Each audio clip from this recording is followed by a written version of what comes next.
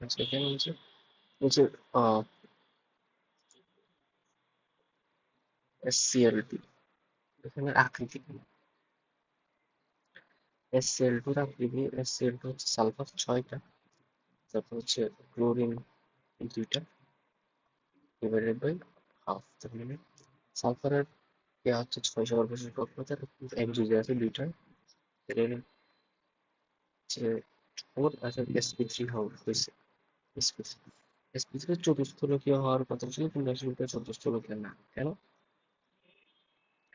এটা দেখো, চতুস্থলকীয় মানে 4টা পরমাণু থাকতে হবে, 4টা, এবং 4টা নাই এখানে তো। মানে উল্টা ভি আকৃতির, পানির মতো উল্টা ভি আকৃতির, ঠিক আছে? H2O, H2S, এগুলো চতুস্থলকীয় বলা যায়, কিন্তু এই যে আকৃতিটা উল্টা ভি এর মতো, যেহেতু দেখো CH4 4টা আছে, 4টা কার্বনের দিকে, 4টা 4 কোনায় থাকে চতুস্থলকীয় এরকম। কিন্তু যখন এখানে এটা sp3 হওয়া সত্ত্বেও, এগুলো sp3 হওয়া সত্ত্বেও চতুস্থলকীয় হতে পারে না, কারণ এর কারণ আছে হচ্ছে 2টা, সালফার এদিকে একটা, Cl এদিকে থাকবে একটা, Cl এদিকে থাকবে, যেমন ভি আকৃতির অথবা কনিক আকৃতির, হিসেব কোথাও কনিক ছিল, ঠিক আছে? নিচের কোনটি পঞ্চকোণীয় দ্বিপিরামিডীয়, পঞ্চভুজ অথবা দ্বিপিরামিডীয় ভূ-ভাগ। তো এখানে আমাদের ইয়া বের করতে হবে, সংকরায়ন বের করতে হবে। জেননের হচ্ছে 8টা, প্লাস ফ্লোরিনের থেকে 2টা, ডিভাইডেড বাই 2, তাহলে কত? 5, তার মানে sp3d।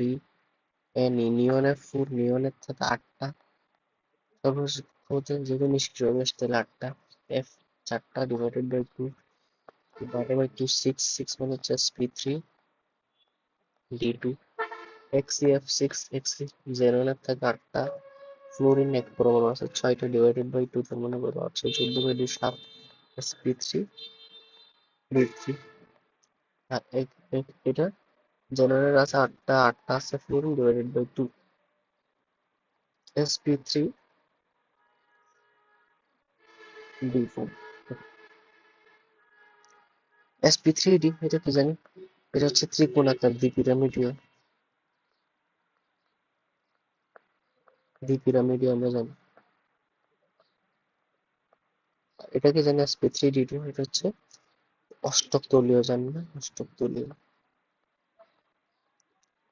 যদি sp3d3 হয় সেটা হচ্ছে পঞ্চভুজাকার দ্বিপিরামিডীয়, পঞ্চকোণীয় বা পঞ্চভুজাকার দ্বিপিরামিড, পঞ্চকোণীয় বা পঞ্চভুজাকার দ্বিপিরামিডীয়, ঠিক আছে? দ্বিপিরামিডীয়। তো তাই হচ্ছে আমার এটা অ্যান্সার। sp3 সংকরণ কোনটাতে নয়, এটা sp3 জানি, এটা sp3 জানি, এটা sp3 জানি, এটা হচ্ছে sp2, BCl, এটা sp2। সবচাইতে বড় বন্ধন এটা হচ্ছে 109, এটা হচ্ছে BCl3, sp2, sp2 মানে হচ্ছে 120, NH3 107, পানি থেকে 104.5, ঠিক আছে? মোটামুটি সবচেয়ে বেশি হচ্ছে এটা। NH3 যৌগের নাইট্রোজেন মৌলের মধ্যে সংকরায়ন কোনটা? sp3 সংকরায়ন। ফসফরাস পেন্টাক্লোরাইড, ফসফরাস পেন্টাক্লোরাইড মানে PCl5, PCl5, PCl5 এর সংকরণ কি হয়? sp3d হয়, sp3d, sp3d মানে কি? ত্রিকোণাকার দ্বিপিরামিডীয়, ট্রাইগোনাল বাইপিরামিডীয়, ত্রিকোণাকার দ্বিপিরামিডীয়, ট্রাইগোনাল বাইপিরামিডাল। sp3d, sp3d কেমন? Trigonal বাইপিরামিডীয়, trigonal বাইপিরামিডাল। H2O এর অরবিটাল কেমন? sp3। কার্বন ডাই অক্সাইড কেমন? কার্বন ডাই অক্সাইডের কার্বন আর অক্সিজেনের হাইব্রিডাইজেশন। কার্বন, দেখো carbon C double bond O double bond, তাহলে কার্বনটা কেমন? sp সংকরায়িত, sp, আর অক্সিজেন হচ্ছে sp2। কেন sp2? কারণ অক্সিজেনের কয়টা বন্ধন আছে? অক্সিজেনের সাথে 2টা বন্ধন আছে, দুটোর মধ্যে একটা হচ্ছে সিগমা, হচ্ছে পাই। একটা সিগমা একটা পাই থাকলে sp2। আর এই কার্বনের 4টা বন্ধন আছে, এখানে 2টা সিগমা 2টা পাই, তার মানে 2টা পাই থাকলেই হচ্ছে কি? sp। এই কার্বনের সাথে 4টা বন্ধন, এদিকে 2টা এদিকে 2টা, ও সাইডে দুটো, এই সাইডে দুটো, চারটা, তাহলে চারটার মধ্যে দুইটা সিগমা আর দুইটা পাই। মানে দুইটা পাই থাকলে, একটা পাই থাকা মানে এসপি, দুইটা পাই থাকা মানে না, একটা পাই থাকা মানে এসপি, দুইটা পাই থাকা মানে এসপি। তাহলে যদি দুইটা পাই আছে সে বন্ধনটা হবে এসপি। তো কার্বনের হচ্ছে এসপি আর অক্সিজেন হচ্ছে sp2। পানির অণুতে বন্ধন কোণ কত? 104.4 ডিগ্রি। ব্যান্ড আকৃতির নয়, ব্যান্ড আকৃতির মানে ভি শেপের নয়, ভি শেপের না কোনটা, ঠিক আছে? ব্যান্ড আকৃতি মানে বাঁকা বাঁকা। দেওয়া আছে SO2 সমতুল্য ত্রিভুজাকার, sp2 আর কি, sp2 সমতুল্য ত্রিভুজাকার, এটা হচ্ছে সমতুল্য ত্রিভুজাকার O3 এভাবে থাকে, সমতুল্য ত্রিভুজাকার। CS2, CS2 হচ্ছে সরলরৈখিক, আর NO2 টা হচ্ছে ভি আকৃতি। সরলরৈখিক মানে কি? ব্যান্ড আকৃতির না, একদম সোজা, সেজন্য অ্যান্সার হচ্ছে সি। গ্রাফাইটের সম্পর্কে, গ্রাফাইট বিদ্যুৎ পরিবহন করে, বা বিদ্যুৎ পরিবহন করলে একটা খালি থাকতে হবে, একটা অরবিটাল খালি থাকতে হবে। কোথায় একটা অরবিটাল খালি থাকে? sp2 তে। SF6, SF6 সালফারের 6টা, ফ্লোরিন আছে 6, হাফ ইন্টু 6 প্লাস 6 মানে 6, তাহলে sp3d2 কেমন? অষ্টক তৈরি। নিজের কোন বন্ধন কোন সর্বোচ্চ? 109 হচ্ছে 104.5, 107, কার্বন ডাই অক্সাইড 180 ডিগ্রি, সর্বোচ্চ হচ্ছে 180 ডিগ্রি। ফসফরাস পেন্টাক্লোরাইড তখন মুখস্থ হয়ে যাওয়ার কথা। ফসফরাস পেন্টাক্লোরাইড PCl 5, sp3d হয়, sp3d মানে হচ্ছে ট্রাইগোনারি বাইপিরামিড। XeF4, Xe পরমাণু হাইব্রিডাইজেশন, Xe হচ্ছে 8টা, প্লাস আছে 4/2 মানে 6, 6 মানে sp3d2।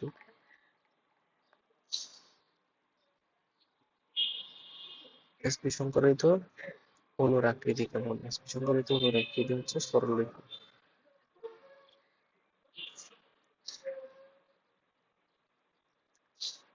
কিন্তু চতুস্থলকীয় কার? চতুস্থলকীয় কার? BCl3 তো ইয়া সমতুল্য ত্রিভুজাকার, আর PCl5 এতক্ষণ শিখে গেছে আমরা, এটা হচ্ছে ত্রিকোণাকার বাইপিরামিডীয়। CO2 কার্বন ডাইঅক্সাইড হচ্ছে সরলরৈখিক, তাহলে বাকিটা নিশ্চয়ই CbR4। CbR4 যে কথা CH4 এর মতো না, CbR4 কার্বন জায়গায় কার্বন আছে, Br এর জায়গায় জাস্ট H বসছে। এটা কেমন? চতুস্থলকীয়। পিএইচ অণুটির আকৃতি কেমন? PH3।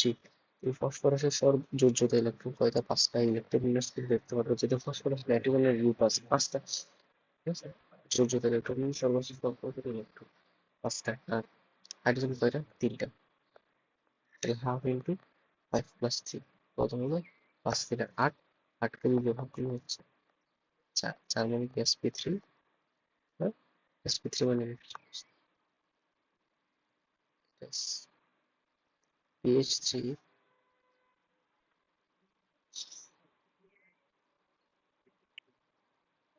ও সরি, চতুস্থলকীয় হওয়ার কথা ছিল, আইন হচ্ছে এটা চতুস্থলকীয় হওয়ার কথা ছিল, এটা চতুস্থলকীয় হওয়ার কথা। কিন্তু যেহেতু ফসফরাসের মধ্যে দুইটা ইলেকট্রন আছে, সেজন্য কি হয়ে যায়? একটু বিকৃত হয়ে যায় ত্রিকোণাকার পিরামিডীয় NH3 এর মতো ত্রিকোণাকার পিরামিডীয় হয়ে যায়, ঠিক আছে? এই জিনিসগুলো ব্যতিক্রম জিনিসগুলো একটু মুখস্থ রাখতে হবে। PH3 বলো, NH3 বলো, এগুলো আকারে যেমন ত্রিকোণাকার পিরামিড। SX6 F এর কোন অরবিটালে এর S হাইব্রিডাইজেশন অধিক গ্রহণ করে?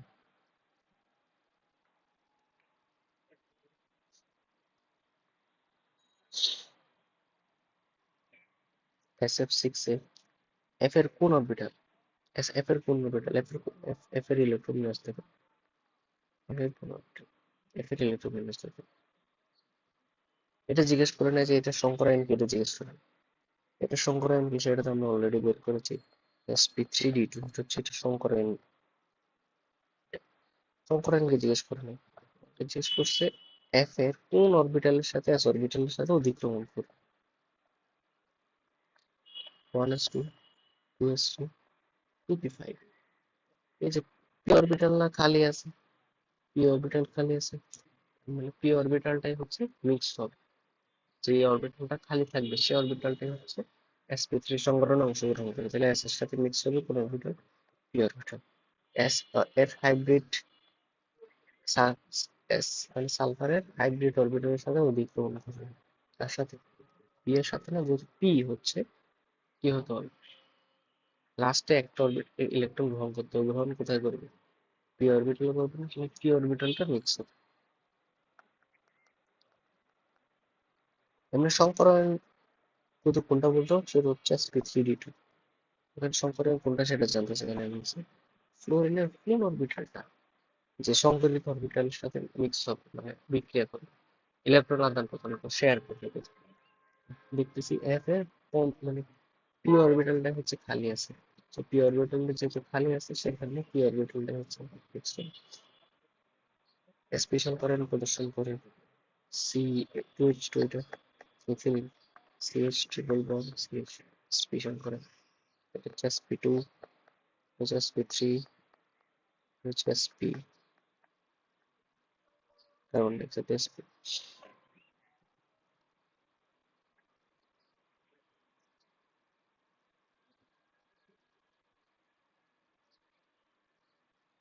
তাহলে দুইটা অ্যান্সার হইতে পারে, সি এবং ই। কোন ধরনের আকৃতি? ত্রিভুজ আকৃতি, ত্রিভুজ। বিইসিএল টু হচ্ছে sp, sp মানে সরলরেখী। তারপর CH4 হচ্ছে sp3 চতুষ্ফলকীয়। NH3 sp3 sp3 হওয়া সত্ত্বেও এটা হচ্ছে চতুষ্ফলকীয় থেকে একটু চেঞ্জ হয়ে যায়, যেহেতু দুটি আছে। এটা হচ্ছে ত্রিকোণাকার, ত্রিকোণাকার পিরামিডিয়াল, ত্রিকোণাকার পিরামিডিয়াল।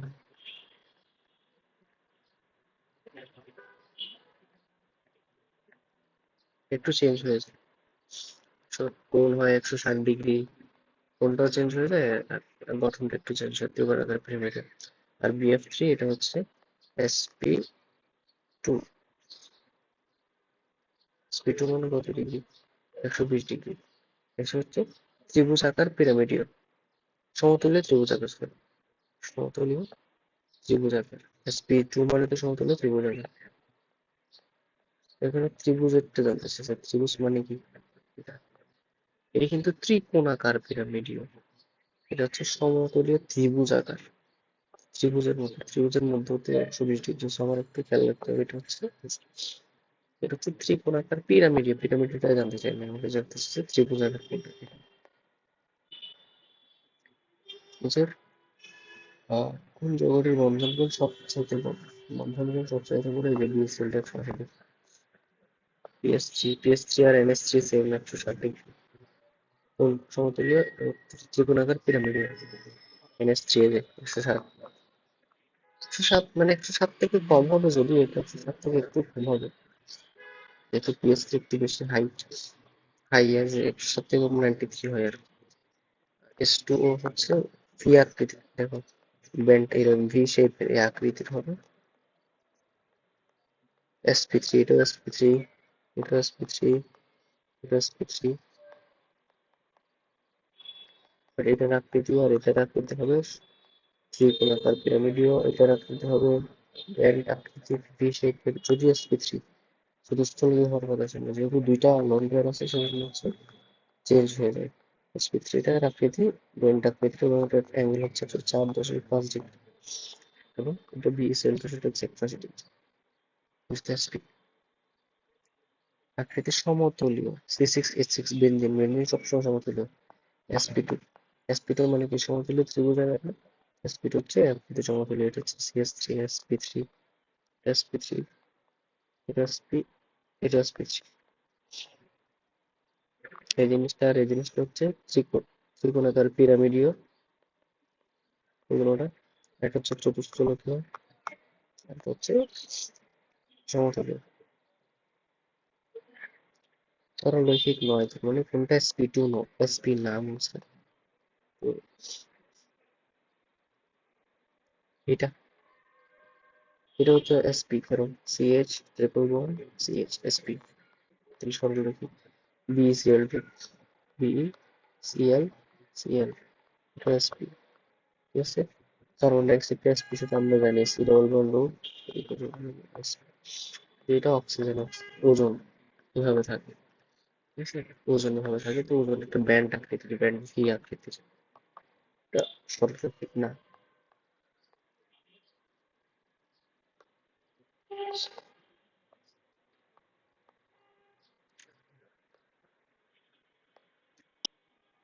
PCl5 sp3d অনেকবার করেছে। SCl2 SCl2 হচ্ছে সালফারের 6, ক্লোরিনের 2 ডিভাইডেড বাই 2, তাহলে হচ্ছে 4sp3। তোমার ইয়া হওয়ার কথা ছিল ভি শেপ, ভি শেপ কেন ভি শেপ? এটা পানির মতো না, H2O এর মতো না, H2O এর মতো, তো H2O sp3 আছে, sp3 sp3 হওয়া সত্ত্বেও ভি আকৃতির। সেই দেখো H2S H2S Cl2SF2 H2O সবগুলো হচ্ছে কৌণিক বা ভি আকৃতির। এগুলো হওয়ার কথা ছিল sp3 হওয়ার জন্য, এগুলো হওয়ার কথা ছিল কি, এগুলো হওয়ার কথা ছিল তোমার ইয়া চতুষ্ফলকে, বাট চতুষ্ফলকের হয় এটা চেঞ্জ হয়। কোন যৌগ গঠন সরলরৈখিক? সরলরৈখিক হচ্ছে কার্বন ডাইঅক্সাইড, হচ্ছে ভি আকৃতি, এটা হচ্ছে ত্রিকোণাকার পিরামিডীয়, এটা হচ্ছে ভি আকৃতির।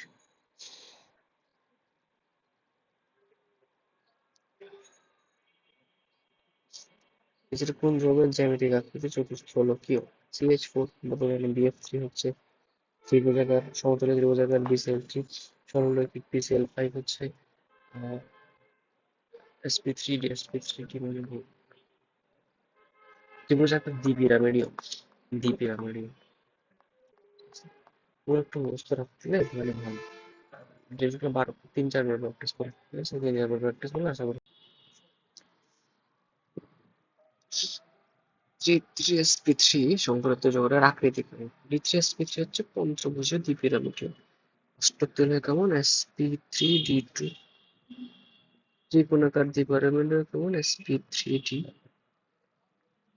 সমতুল্য বর্গাকার sp2d মানে sp2d।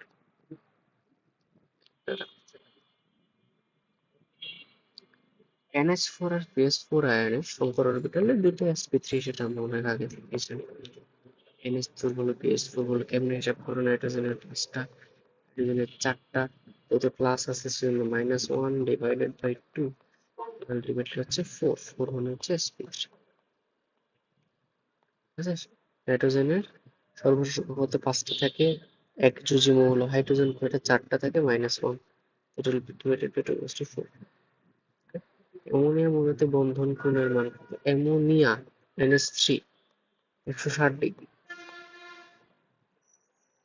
নাইট্রোজেন গ্যাসের ক্ষেত্রে কোনটি প্রযোজ্য? নাইট্রোজেন গ্যাস মানে নাইট্রোজেন একটার সাথে আরেকটা নাইট্রোজেনের সাথে যুক্ত আছে, ঠিক আছে। তাহলে কোন বন্ধন? sp বন্ধন অবশ্যই, এবং এটা অপলার সমস্যা যে দুইটাই হবে। নাইট্রোজেন অবশ্যই sp, যেহেতু দুইটা পাই বন্ধন আছে, একটা সিগমা দুইটা পাই, সেজন্য হচ্ছে sp বন্ধন অবশ্যই।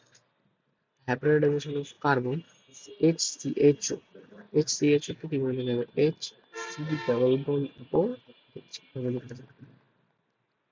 HC ডাবল বন্ড ও H ভাবে লেখা যায়। সো এখানে সি ডাবল বন্ড ও যে যেটা আছে, এটা হচ্ছে ডাবল বন্ড আছে, একটা পাই একটা সিগমা বন্ড, এটা অবশ্যই sp2। sp2 সংখ্যা অরবিটাল কোন বন্ধন গঠন করে?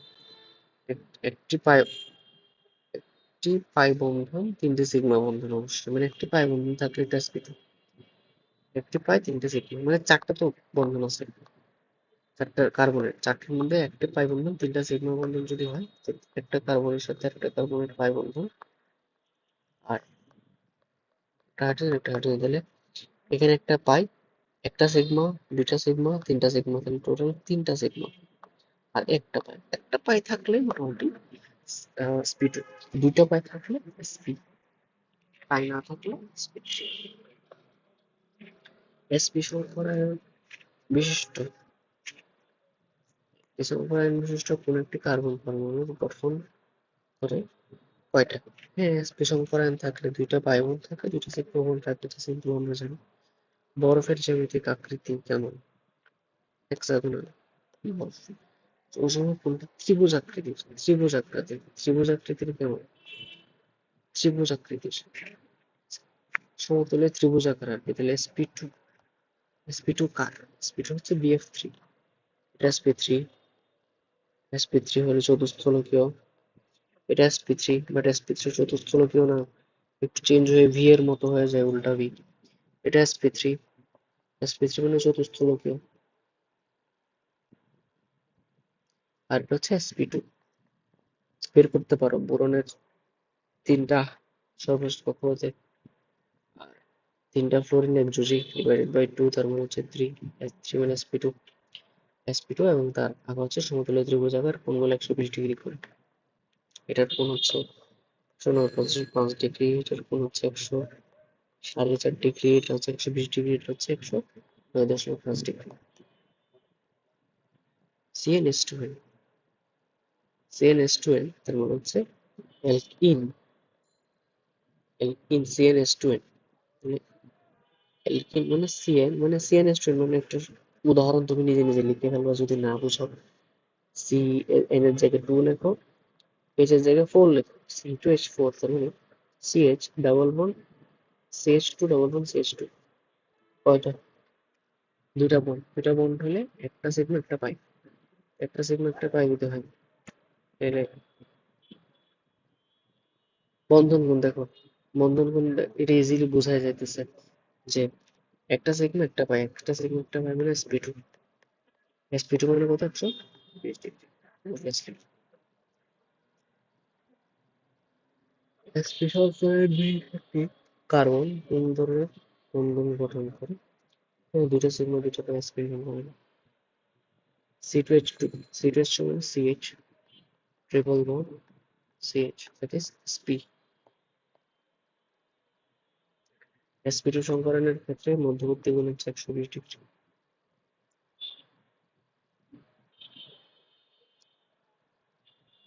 আচ্ছা আচ্ছা, Al2Cl6 এখানে সমযোজী বন্ধন সংখ্যা এবং সন্নিবেশ বন্ধন সংখ্যা কয়টি হিসাব করো? তা আমরা এখানে আমাদের একটু কষ্ট করে আমাদের ইয়াগুলো জানা রাখবে। এখানে একটু কষ্ট করে আমাদের হচ্ছে তোমার বন্ধন গঠন গুলো একটু জানা রাখবে। আমাদের মূল যৌগ হচ্ছে অ্যালুমিনিয়াম ক্লোরাইড AlCl3, মূল যৌগ হচ্ছে AlCl3। তাহলে দুইটা AlCl3 যদি মিক্স হয় আমাদের কি তৈরি হয়? দুইটা AlCl3 মিশে Al2Cl6 তৈরি হবে। দুইটা AlCl3 মিক্স করে কি তৈরি হয়? Al2Cl6 এই যৌগটা তৈরি হয়। ঠিক আছে? আচ্ছা, এটা কিভাবে হয়? একটা অ্যালুমিনিয়ামের সাথে তিনটা ক্লোরিন থাকে, আরেকটা অ্যালুমিনিয়ামের সাথেও তিনটা ক্লোরিন থাকে। ঠিক আছে? তিনটা ক্লোরিন সমযোজী বন্ধন দ্বারা আবদ্ধ। তিনটা ক্লোরিন কেটে সমযোজী বন্ধন দ্বারা আবদ্ধ। আবার এই দুইটা যৌগ, এই যৌগ আর এই যৌগ পরস্পর যুক্ত মানে পরস্পর সন্নিবেশ বন্ধন দ্বারা যুক্ত। তাহলে দেখতে পাই একটা ক্লোরিন একটা সন্নিবেশ বন্ধনের সাথে অ্যালুমিনিয়ামের সাথে যুক্ত, এর একটা ক্লোরিন অন্য কালার দিয়ে দেখায়, এর একটা ক্লোরিন আর সন্নিবেশ বন্ধন দ্বারা অ্যালুমিনিয়ামের সাথে যুক্ত। এখন দুইটা সন্নিবেশ বন্ধন, এটা হচ্ছে এ ক্লোরিনের সাথে অ্যালুমিনিয়ামের, মানে এই যৌগের ক্লোরিন হচ্ছে এটা, এই যৌগের ক্লোরিনের সাথে অন্য যৌগের অ্যালুমিনিয়ামের, আবার এই যৌগের ক্লোরিনের সাথে অন্য যৌগের অ্যালুমিনিয়ামের যে সন্নিবেশ বন্ধন, এটা হচ্ছে তীর চিহ্ন দিয়ে এভাবে লেখা হয়। এবং মোটামুটি এটা একটা টোটাল যৌগ হয়ে গেল। টোটাল যৌগের মধ্যে অ্যালুমিনিয়াম কয়টা? দুইটা। Al2 ক্লোরিন কয়টা? 1 2 3 4 5 6, একদম সেলসিয়াস যৌগে সমযোজী বন্ধন কয়টা পেলাম? একটা দুইটা তিনটা, ওই এটা তো তিনটা দিলাম, টোটাল হচ্ছে 6টা। 6টা সমযোজী বন্ধন। আর সন্নিবেশ বন্ধন কয়টা? দুইটা। এই যে একটা ক্লোরিনের সাথে একটা এটা, এটা এটা একটা, আর এইটা একটা, তাহলে সমযোজী বন্ধন পেলাম 6 আর সহযোগী বন্ধন পেলাম 2। নিচে কোন যৌগটার সর্বাপেক্ষা বেশি শক্তিশালী হাইড্রোজেন বন্ধন আছে?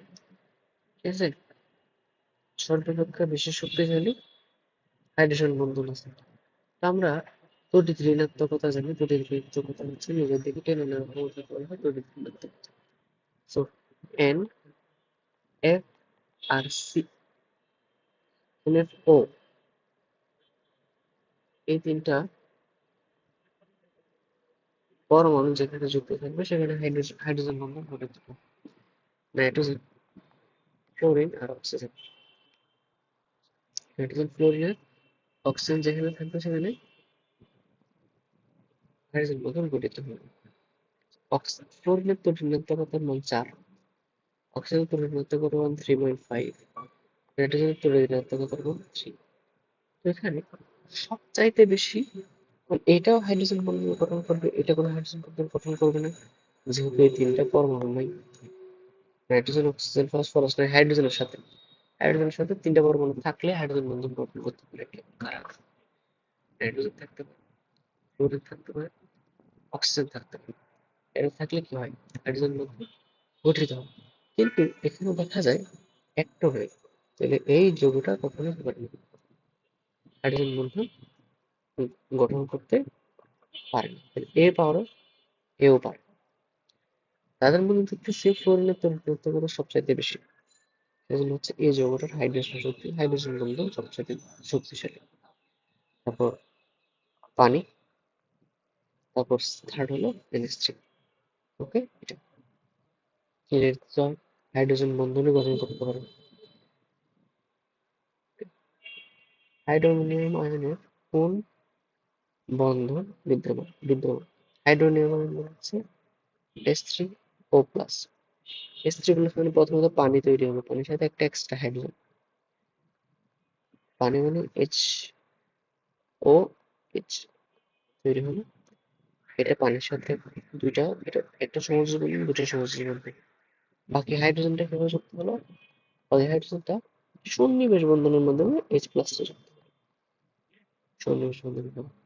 তাহলে দুইটা সমযোজী বন্ধন, একটা সন্নিবেশ বন্ধন, এই দিকে থাকে সমযোজী বন্ধন আর সন্নিবেশ বন্ধন থাকে হাইড্রোনিয়াম আয়ন। Al2CL6 এর মধ্যে সমযোজী পেলাম হচ্ছে 6টা, সন্নিবেশ পেলাম 2টা।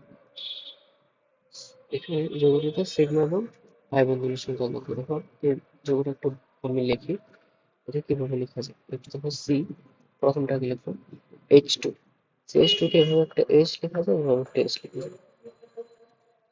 তো এখানে ডাবল বন্ড দেওয়া আছে, একটা সি দেওয়া আছে, একটা H তে এবং উপরের দিকে তুলে দিলাম, এবং একটা সিঙ্গেল বন্ড দেওয়া আছে, এখানে একটা সি দেওয়া আছে, আর H2 দেওয়া আছে, উপরে একটা H দিলাম, নিচে একটা H দিলাম, H2 কার্বনটার সাথে। আবার এটার সাথে একটা সি দেওয়া আছে। মানে বেসিক্যালি তুমি কি করবা, কয়টা কার্বন আছে এটা লিখে ফেলবা। এক, দুই, তিন, চার, চারটা কার্বন আছে। এক, দুই, তিন, চার। এই কার্বন আর এই কার্বনের মাঝখানে দ্বিবন্ধন আছে, এটা দিয়ে দিলাম, এটা দিয়ে দিলাম। ওকে, দিয়ে দেওয়ার পর বাকি হাইড্রোজেন দেওয়ার পালা, এখন কি দেওয়ার পালা? হাইড্রোজেন দেওয়ার পালা। তো কয়টা হাইড্রোজেন আছে? এর সাথে দুইটা, একটা দিকে একটা, দুইটা দিকে।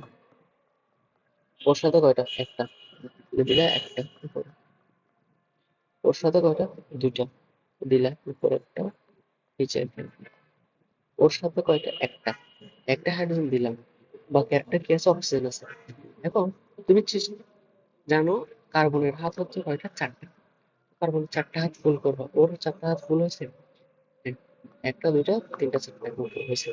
ওরটা দেখো হয়েছে একটা, দুইটা, তিনটা, এই 4টা হয়েছে। ওরটা দেখো একটা, দুইটা, তিনটা, 4টা হয়ে গেছে। ওরটা দেখো একটা হয়েছে, দুইটা হয়েছে, বাকি কয়টা আছে? দুটো আছে। ওই দুইটার সাথে কার সাথে যুক্ত থাকবে? অক্সিজেনের সাথে যুক্ত থাকবে। লেখো সিঙ্গেল বন্ড গুলো মানে সিগমা বন্ধ, ডাবল বন্ড থাকলে একটা সিগমা একটা পাই। সিঙ্গেল বন্ড থাকলে সিঙ্গেল বন্ড গুলো সিগমা, ডাবল বন্ড থাকলে একটা সিগমা একটা পাই। এটা হচ্ছে একটা সিগমা, দুইটা সিগমা, এখানে একটা সিগমা, ডবল বন্ড থেকে একটা সিগমা একটা পাই, একটা সিগমা একটা পাই, একটা সিগমা। আমার এখন সিগমা কাউন্ট করবো, পাই তো দুইটা। এই যে ডাবল বন্ড কয় জায়গায় আছে, দুই জায়গায় আছে, তার মানে পাই কয়টা, দুইটা পাই। সিগমা বন্ড কাউন্ট করবো, একটা, দুইটা, তিনটা, চারটা, পাঁচটা, ছয়টা, সাতটা, আটটা, এখানে একটা, নয়টা, হচ্ছে নয়টা, আর হচ্ছে দুইটা, এটা হচ্ছে 10টা দিন হয়েছে। আবার চেষ্টা করি নিয়ে। 1, 2, 3, 4, 5, 6, 7, 8, 9, সরি এটা গুণি নেই আমার। 1, 2টা, 3টা, এখানে একটা, 4টা, এখানে একটা, 5টা, 6টা, 7টা, 8টা, এখান থেকে একটা 9টা, এখান থেকে একটা 10টা, 10টা আর দুইটা, 10টা সিগমা বন্ধন আর দুইটা হচ্ছে বায়ু বন্ধন। কোন যৌগটি সবচাইতে বেশি শক্তিশালী হাইড্রোজেন বন্ধন গঠন করে?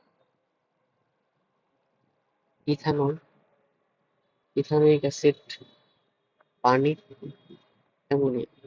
অ্যামোনিয়া মানে NH3, পানি H2O, ethanoic acid CH3, COOH, আর ইথানল হলো CH3, CH2OH। তার মধ্যে কোনটার হাইড্রেশন বন্ড, হাইড্রোজেন বন্ধন সবচাইতে শক্তিশালী? এখানে এই যে একটু মনে রাখতে হবে, ইথানিক অ্যাসিড যেটা আছে ওটার হাইড্রোজেন বন্ধন সবথেকে বেশি শক্তিশালী। কারণ কেন? কারণ এটা একটা ডাইমার গঠন করে। ডাইমার মানে কি? এটা একটা ইথানিক অ্যাসিড, এটা একটা ইথানিক অ্যাসিড, এটা পাশাপাশি পরস্পর হাইড্রোজেন বন্ধনের সাথে যুক্ত হয়ে একটা বড় ডাইমার, বড় অণু গঠন করে। যেমন অ্যালুমিনিয়াম Al2CO6 এর মতো, এটা Al3 মিক্স হয়ে Al2Cl3 ডাইমার গঠন করে। ঠিক সেম ভাবে ইথানোয়িক অ্যাসিড বড় একটা ডাইমার গঠন করে, তাই এর হাইড্রোজেন বেশি। পানিতে অদ্রবণীয় কোনটা একটু মুখস্থ রাখতে হবে এই যৌগগুলো: copper carbon, aluminium carbonate, iron carbonate, Fe2CO3, Fe2CO3, zinc carbonate, calcium carbonate হচ্ছে পানিতে অদ্রবণীয়। সেগুলো একটু মুখস্থ রাখতে হবে। NH4Cl হলো বন্ধন প্রকৃতি কেমন? NH4Cl, NH4 প্লাস আর Cl মাইনাস, প্লাসে মাইনাসে যে বন্ধন সেটাকে আমরা কি বলি? আয়নিক। আবার NH4 এর মধ্যে অনেক ভ্যারাইটি আছে। NH4 এর মধ্যে কি আছে? অনেক ভ্যারাইটি আছে। তো NH4 এর ভ্যারাইটি কি? নাইট্রোজেন একটা, দুইটা, তিনটা নাইট্রোজেন যুক্ত, তাহলে এই তিনটে সহযোগী বন্ধন, বাকি একটা নাইট্রোজেন শূন্য বন্ধনের মাধ্যমে যুক্ত থাকবে। আয়নিক ও কোঅর্ডিনেট কোভ্যালেন্ট তিনটা বন্ধন এখানে কাজ করে। ওকে, নিম্নের যৌগগুলোর মধ্যে কোনটা আয়নিক যৌগের বৈশিষ্ট্য সবচেয়ে বেশি? আয়নিক যৌগের বৈশিষ্ট্য সবচেয়ে বেশি কোনটার মধ্যে? আচ্ছা, এটার আগে আমরা যেটা আপাতত বাদ থাকুক, এটা কিছুক্ষণ পরে বলি। যেরকম যৌগটির সমযোজী বন্ধন নেই, সমযোজী বন্ধন নেই, তার মানে আয়নিক বন্ধন কোথায় আছে? আয়নিক বন্ধন কোথায় আছে? দেখো, ধাতু আর অধাতু মিলে যেসব যৌগ গঠিত হয় তাদেরকে বলা হয় আয়নিক যৌগ। যেখানে সিজিয়াম একটা ধাতু, আর ফ্লোরিন হচ্ছে অধাতু। ধাতু আর অধাতু মিলে যেটা যৌগ হয় সেটা হচ্ছে আয়নিক আয়নিক যৌগ। ধরো তুমি বলতে পারো হাইড্রোজেন তো গ্রুপ 1 এ আছে, আর ক্লোরিন আছে গ্রুপ 17 এ। এখানে সিজিয়াম আছে গ্রুপ 1 এ, ফ্লোরিন আছে গ্রুপ 17 এ, তাহলে দুইটাই তো আমার আয়নিক হওয়ার কথা ছিল, কিন্তু না। হাইড্রোজেন আসলে ধাতু না, হাইড্রোজেন গ্রুপ 1 এ থাকলেও হাইড্রোজেন হচ্ছে একটা অধাতু। আমরা জানি সাধারণত গ্রুপ 1 এর মৌল পরমাণু সমূহ হচ্ছে বা মৌল সমূহ হচ্ছে ধাতু, আর গ্রুপ 17 হচ্ছে অধাতু। এখন কাহিনী হচ্ছে, যদি গ্রুপ 1 এর সাথে গ্রুপ 17 যৌগটা বলে সাথে মিলে যৌগ গঠন করে, সেটা হচ্ছে আয়নিক যৌগ। সেখানে এটা হচ্ছে আয়নিক যৌগ, হাইড্রোজেন এটা হচ্ছে আয়নিক যৌগ হবে না, কারণ হাইড্রোজেন হচ্ছে অধাতু হিসেবে কাজ করে। এরা সমযোজী। কার্বনও অধাতু, এটা অধাতু সমযোজী। Hydrogen অধাতু, oxygen অধাতু সমযোজী, অধাতু অধাতু সমযোজী। তারপর ধাতু অধাতু হচ্ছে আয়নিক। তাহলে সিএসএফ এই যে গোটা ধাতু অধাতু নিয়ে গঠিত, সেটা গোটা হচ্ছে আয়নিক। কোনটা আয়নিক যৌগের বৈশিষ্ট্য সর্বোচ্চ?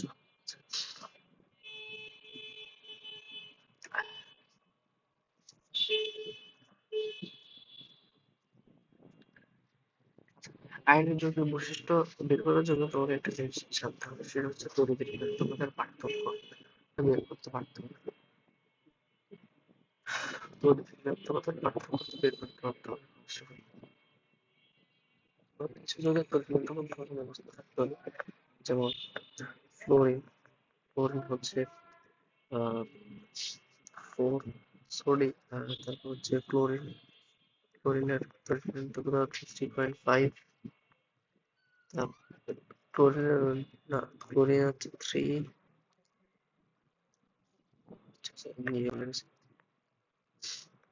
অক্সিজেন বলো 3.5, নাইট্রোজেন বলো, ক্লোরিন বলো, এগুলো হচ্ছে 3 করে। তোমাদের এখানে দেখাচ্ছে যেটা অ্যালুমিনিয়াম ফ্লোরাইড আছে,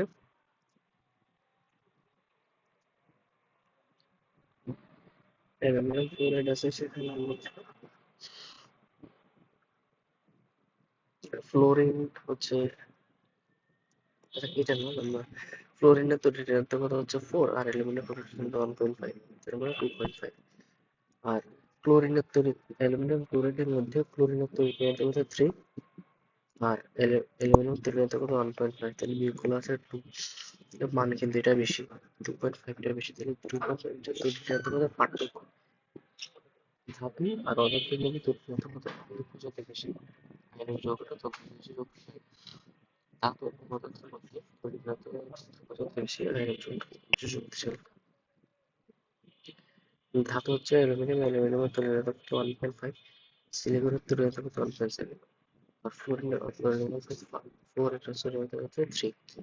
চারটা যৌগের মধ্যে যদি আমরা দেখি, তাহলে প্রথমে যদি অ্যালুমিনিয়াম আর এইটা দেখি, প্রথমে অ্যালুমিনিয়াম আর অ্যালুমিনিয়াম আর সিলিকন। সিলিকন দেখো, সিলিকন হচ্ছে 1.7, আর সিলিকন হচ্ছে 1.7, আর ক্লোরিন হচ্ছে 3.5।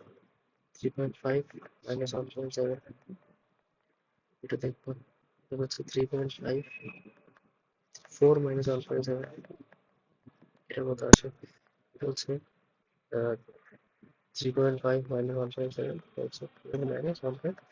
দেখো সবচেয়ে বেশি হয় যেটা ফুটবলের সন্ত্রাস একটু বেশি হচ্ছে, সবটা বেশি থাকবে রায়নিক বেশি, এখানে সেম কোশ্চেন। এটা কেমন কোশ্চেন? সিজিএমের তড়িৎ ঋণাত্মকতা হচ্ছে 0.7, পলিউশনের সবচেয়ে কম তড়িৎ ঋণাত্মকতা হচ্ছে সিজিএম। পলিউশনের সবচেয়ে কম 85%, সবচেয়ে বেশি হচ্ছে ফ্লোরিন, যেটা হচ্ছে 4। তড়িৎ ঋণাত্মকতা পলিউশনের পরবর্তী ঋণাত্মকতা হচ্ছে 40, এটা হচ্ছে ফ্লোরিন, হচ্ছে 4। সবচেয়ে কম সেটা হচ্ছে সিজিএম ধাতু। ধাতুতে ঋণাত্মকতা ইউজুয়ালি কম থাকে, অধাতুতে ঋণাত্মকতা ইউজুয়ালি বেশি থাকে। সিজিএমের ঋণাত্মকতা 0.7, আর ফ্লোরিনের ঋণাত্মকতা 4। এটি হচ্ছে সবচেয়ে বেশি শক্তিশালী যৌগ, আয়নিক যৌগ। 4 মাইনাস 0.7 ইট ইজ 3.3, সবচেয়ে বেশি শক্তিশালী আয়নিক যৌগ। আচ্ছা, বরফের মধ্যে যে বন্ধন আছে তা হচ্ছে, বরফের মধ্যে যেসব বন্ধন আছে, বরফ মানে পানি, পানির হেক্সাগোনাল গঠন। এটা পানি মানে 6টা, মানে পানির অণুগুলো এইভাবে গঠন আকৃতিতে করে। হেক্সাগোনাল মানে এরকম ষড়ভুজ আকৃতির, অনেকগুলো পানির অণু মিশে এরকম ষড়ভুজ আকৃতির গঠন তৈরি করে বরফ। তো বরফ কিভাবে হয়? একটা পানির অণুর সাথে একটা পানির অণু কেমনে যুক্ত হয়? একটা পানির অণুর সাথে একটা পানির অণু হাইড্রোজেন বন্ধনের মাধ্যমে যুক্ত হয়। এটা একটা পানি, দুইটা হাইড্রোজেন একটা অক্সিজেন, এটার একটা পানি, দুইটা হাইড্রোজেন একটা অক্সিজেন। তো এটার সাথে তোমার এটা হচ্ছে কি অ্যাড হয়েছে, এর মাধ্যমে হাইড্রোজেন বন্ধন হয়েছে। ডট ডট যেগুলো দেওয়া সেগুলো হচ্ছে হাইড্রোজেন বন্ধন হয়েছে। একটা পানির সাথে একটা পানির মানে যেগুলো অ্যাড হয়েছে হাইড্রোজেন বন্ধনের মাধ্যমে অ্যাড হয়েছে। হাইড্রোজেন বন্ধন পানির মধ্যে তেমনি পানি সমুদ্র যৌগ H2, সমুদ্র যৌগ। তো পানির মধ্যে তো অবভিয়াসলি সমুদ্র বন্ধন আছেই, অক্সিজেন আর হাইড্রোজেনের মধ্যে তো অবশ্যই সমুদ্র বন্ধন আছে। তাহলে যেহেতু হাইড্রোজেন অধাতু, অক্সিজেন অধাতু, পদার্থের মধ্যে সমুদ্র বন্ধন গঠিত হয়। হ্যাঁ? তারপর তারপর বরফ যেহেতু গঠন হয়েছে, বরফের মধ্যে অণুগুলো খুব কাছাকাছি থাকে, কাছাকাছি থাকার একমাত্র কারণ হচ্ছে হাইড্রোজেন বন্ধন। তাহলে সন্নিহিত বন্ধন সমুদ্র বন্ধন হাইড্রোজেন বন্ধন আছে। NH4Cl ওনাতে কি কি আছে একদম সব আছে, দেখবা কেমনে? দেখো NH4 প্লাস আর Cl মাইনাস। এখন এখানে এটা হচ্ছে প্লাস, এটা হচ্ছে মাইনাস। প্লাস ধনাত্মক আর ঋণাত্মক আয়ন আধান মিলে যে দ্বন্দ্ব গঠন করে সেটা হচ্ছে আয়নিক। তাদের দুইজনের মাঝখানে আছে আয়নিক, তাদের দুইজনের মাঝখানে আছে আয়নিক। যেহেতু প্লাস আর মাইনাস মিলে যে বন্ধন গঠিত হয় তাকে আমরা বলি আয়নিক বন্ধন। ইলেকট্রন আদান প্রদানের ফলে যে বন্ধন তাকে আমরা বলি আয়নিক গঠন। আবার NH4 প্লাস যে জিনিসটা আছে সেটার বন্ধন তো আমরা আগে দেখেছিলাম, এন তিন রাইট। NH3 হচ্ছে স্বাভাবিক, আমরা জানি NH3 তিনটা হাইড্রোজেন সহযোগী বন্ধনের মাধ্যমে যুক্ত থাকে। কিন্তু যে আরেকটা চতুর্থ নম্বর হাইড্রোজেন যেটা আছে H প্লাস যেটা আছে সেটা সন্নিবেশ বন্ধনের মাধ্যমে যুক্ত থাকে। ঠিক আছে, আমি যদি আবার বলি NH4 কি কিভাবে লিখতে হয়? নাইট্রোজেন, নাইট্রোজেন হচ্ছে তিনটা হাইড্রোজেন দিয়ে গঠিত, হাইড্রোজেন NH3, তিনটা হাইড্রোজেন সঙ্গে NH3 গঠিত। ঠিক আছে, এটা হাইড্রোজেন দিয়ে গঠিত NH3। কিন্তু বাকি যে হাইড্রোজেনটা আছে, বাকি যে হাইড্রোজেনটা আছে সেটা হচ্ছে কিসের বন্ধনে যুক্ত? H plus. H প্লাস এর বন্ধন শূন্যের বন্ধনের মাধ্যমে বাকি যে হাইড্রোজেন আছে সেটা হচ্ছে যুক্ত। ওকে, যে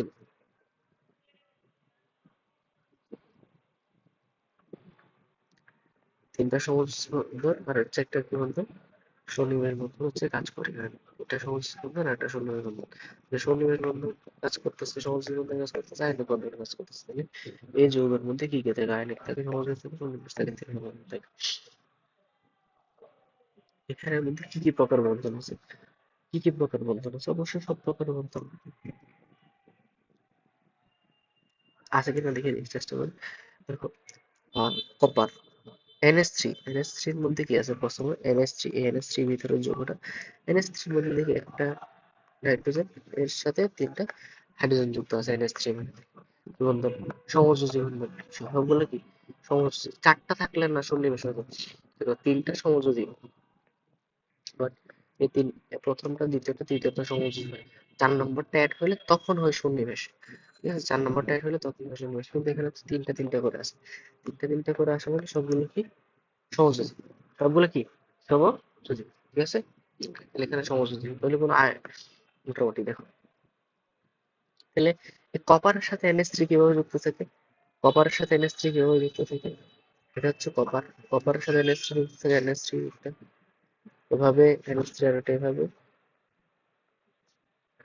NH3 একটা এভাবে।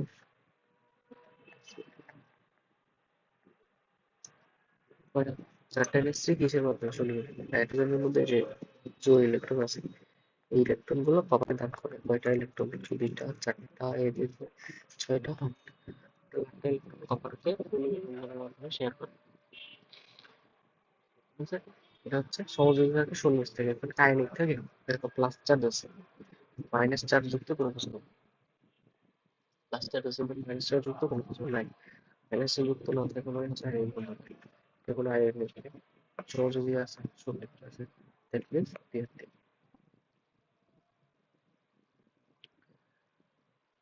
নিচের কোন যৌগটিতে শক্তিশালী হাইড্রোজেন বন্ধন আছে? শক্তিশালী হাইড্রোজেন বন্ধন আছে হচ্ছে ethanoic acid. Ethanoic acid, ethanoic acid হচ্ছে ডাইমার গঠন করে, আমরা আগে আগে দেখেছিলাম ইথানোয়িক অ্যাসিড Al2CO3 ডাইমার গঠন করে। আগের আগের একটা MCQ এর মধ্যে গঠনটা দেওয়া আছে। ইথানোয়িক অ্যাসিড সঙ্গে CH3 কি বলবো H, দুইটাই আমাকে ডায়া CH3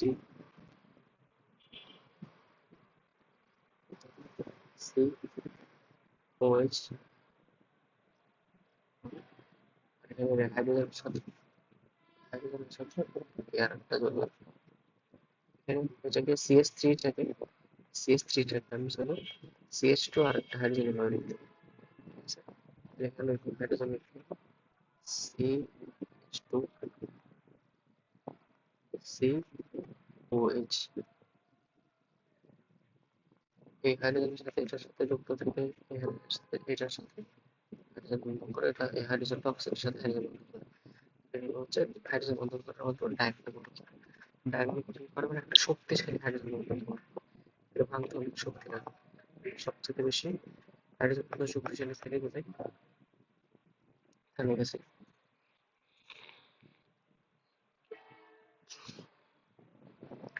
সবচেয়ে দুর্বল বন্ধন কম শক্তি সম্পন্ন বন্ধন হচ্ছে হাইড্রোজেন বন্ধন উভয় বন্ধনে ইলেকট্রন মুক্ত অবস্থায় থাকে প্রভাব পড়লে বিচরণ হয় উভয় বন্ধনের শক্তি আয়নিক এবং সহযোগী বন্ধন শক্তি অনেক দুর্বল সহযোগী বন্ধন শক্তি যেমন তাকে দুর্বল আর ধাতব বন্ধনে হাইড্রোজেন বন্ধন আরো বেশি দুর্বল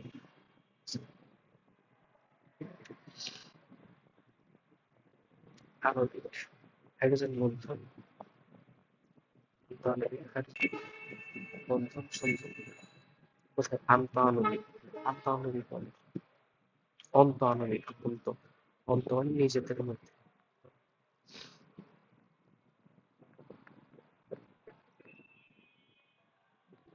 নিজেদের মধ্যে হাইড্রোজেন বন্ধন আর আন্ত মানে কি আন্ত মানে এটা এ মৌলের সাথে বি মৌলের দুটো ভিন্ন মৌলের মধ্যে যদি সম্ভব অথবা এ মৌলের সাথে অন্য আরেকটা এ মৌলের হতে পারে বা এ মৌলের সাথে অন্য একটা বি মৌলের হতে পারে একটা মৌলের সাথে একটা মৌলের যদি একটা মৌল নিজের সাথে নিজের হাইড্রোজেন বন্ধন গঠন করতে পারে সেটাকে বলা হয় অন্তঃআণবিক hydrogen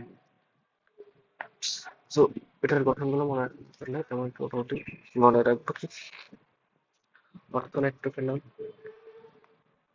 অর্থোহাইড্রো অক্সিবেঞ্জালডিহাইড and salicylic L6 অর্থোনাইট্রোফেনল অক্সিবেঞ্জালডিহাইড salicylic উপস্থিত হচ্ছে অন্ত মানে নিজের মধ্যে মানে নিজের শরীরের মধ্যে এটা একটা অর্থোনাইট্রোফেনল গঠনের মনে কিন্তু দেখো এটা একটা ওর হাতের সাথে অক্সিজেন আছে ওর আর একটা হাতের সাথে গেছে অক্সিজেনের সাথে হাইড্রোজেন আটক আছে নিজের অক্সিজেন আর নিজের হাইড্রোজেন মিলে হাইড্রোজেন বন্ধন গঠন করছে এইখানে এই যৌগটাতে দেখো এই একটা যৌগের হাইড্রোজেন আর একটা যৌগের একটা যৌগের অক্সিজেন আর একটা যৌগের হাইড্রোজেন সাথে বন্ধন গঠন করছে আর একটা হাইড্রোজেন আরেকটা হাইড্রোজেন অক্সিজেনের সাথে বন্ধন গঠন করছে এখানে একটা ইথানল হাইড্রোজেন আর একটা ইথানল অক্সিজেনের সাথে হাইড্রোজেন বন্ধন গঠন করছে কিন্তু এখানে নিজের হাইড্রোজেন নিজের অক্সিজেন সাথে বন্ধন গঠন করছে এটা হচ্ছে অন্ত এটা হচ্ছে অন্ত আর এই জিনিসটাকে বলা হয় আন্ত ঠিক আছে অন্ত আণবিক হাইড্রোজেন বন্ধন তাদের তাদের প্রতিষ্ঠান অর্থোনাইট্রোফেনল অর্থোহাইড্রোক্সিমেন্টাল ডাইক্লোরিসাইলিক অ্যাসিড আচ্ছা পাই বন্ধন গঠিত হয় পি অরবিটাল পি অরবিটাল দ্বারা সংকরিত অরবিটালের অধিক্রমণের ফলে হয় অসংকরিত অরবিটালের অধিক্রমণের মাধ্যমে ঠিক আছে সংকরিত অরবিটালের অধিক্রমণের ফলে সিগমা বন্ধন গঠিত হয় সংকরিত সংকরিত অরবিটালের অধিক্রমণের ফলে সিগমা বন্ধন গঠিত হয় ঠিক আছে সংকরিত অরবিটালের অধিক্রমণের ফলে কি গঠিত হয় সিগমা বন্ধন গঠিত হয় অসংকরিত অরবিটাল অধিক্রমণের ফলে পাই বন্ধন গঠিত হয় পি অরবিটাল অধিক্রমণের ফলে পাই বন্ধন গঠিত হয় একটি বেঞ্জিনে কয়টি সিগমা বন্ধন থাকে বেঞ্জিন দেখো H2 single bond CH2 double bond CH2 single bond CH2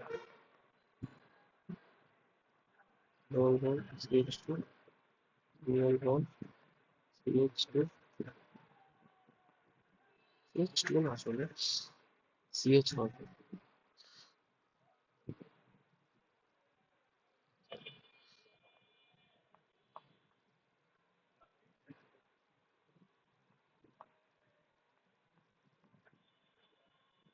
CH dual bond CH dual bond CH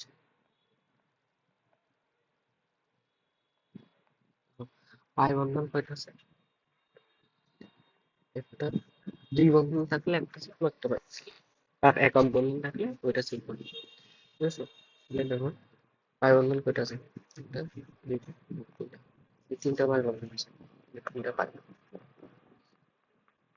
sigma কয়টা আছে যেটা দ্বিবন্ধন থাকলে একটা সিগমা একটা পাই ঠিক আছে এটা একটা সিগমা দুইটা সিগমা তিনটা সিগমা চারটা সিগমা পাঁচটা সিগমা ছয়টা সিগমা তারপর আবার দেখো কার্বন আর হাইড্রোজেন একটা বন্ধন আছে সিএইচ কে আমি চাইলে বলি সিআরএইচ এখানে একটা বন্ধন প্রত্যেকটা কোণায় ছয়টা দুইটা তিনটা চারটা পাঁচটা ছয়টা এই ছয়টা আর হচ্ছে লিগে ওটা একটা দুইটা তিনটা চারটা পাঁচটা ছয়টা এই ছয়টা আছে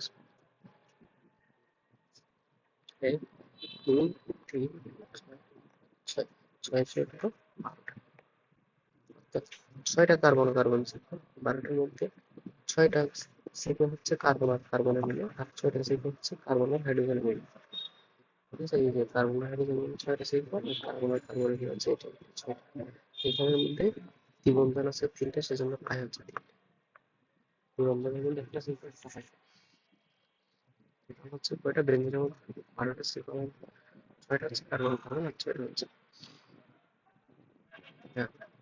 কার্বন হাইড্রোজেন কোন যৌগের পাই বন্ধন নাই এটা তো বেঞ্জিন অবশ্যই পাই বন্ধন আছে তিনটা পাই বন্ধন পাঁচটা সিগমা CH C2H2 C2H2 মানে CH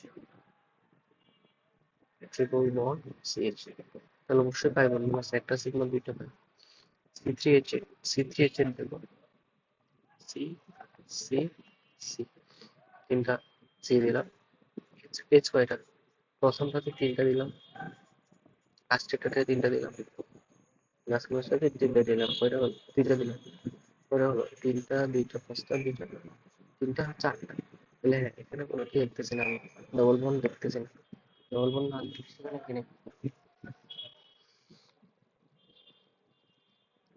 ডবল বন্ড না দেখলে সেখানে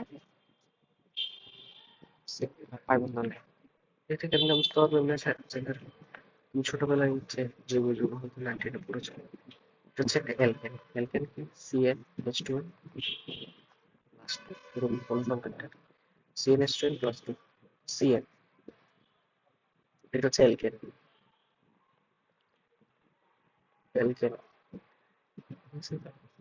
অ্যালকেন অ্যালকেনের মধ্যে তো দ্বিবন্ধন থাকে অ্যালকিন আর অ্যালকাইনের মধ্যে যে দ্বিবন্ধন থাকে এটা হচ্ছে অ্যালকিন এটা অ্যালকিন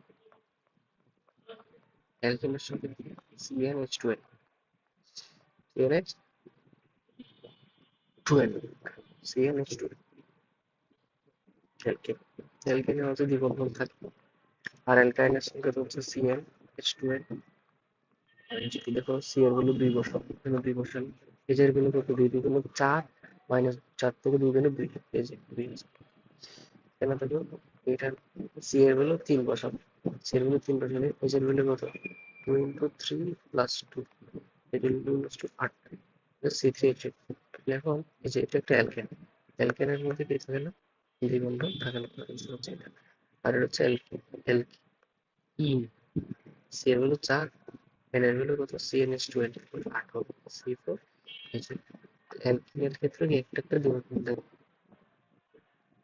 অ্যালকাইনের ক্ষেত্রে কিছু না কোনো দ্বিবন্ধন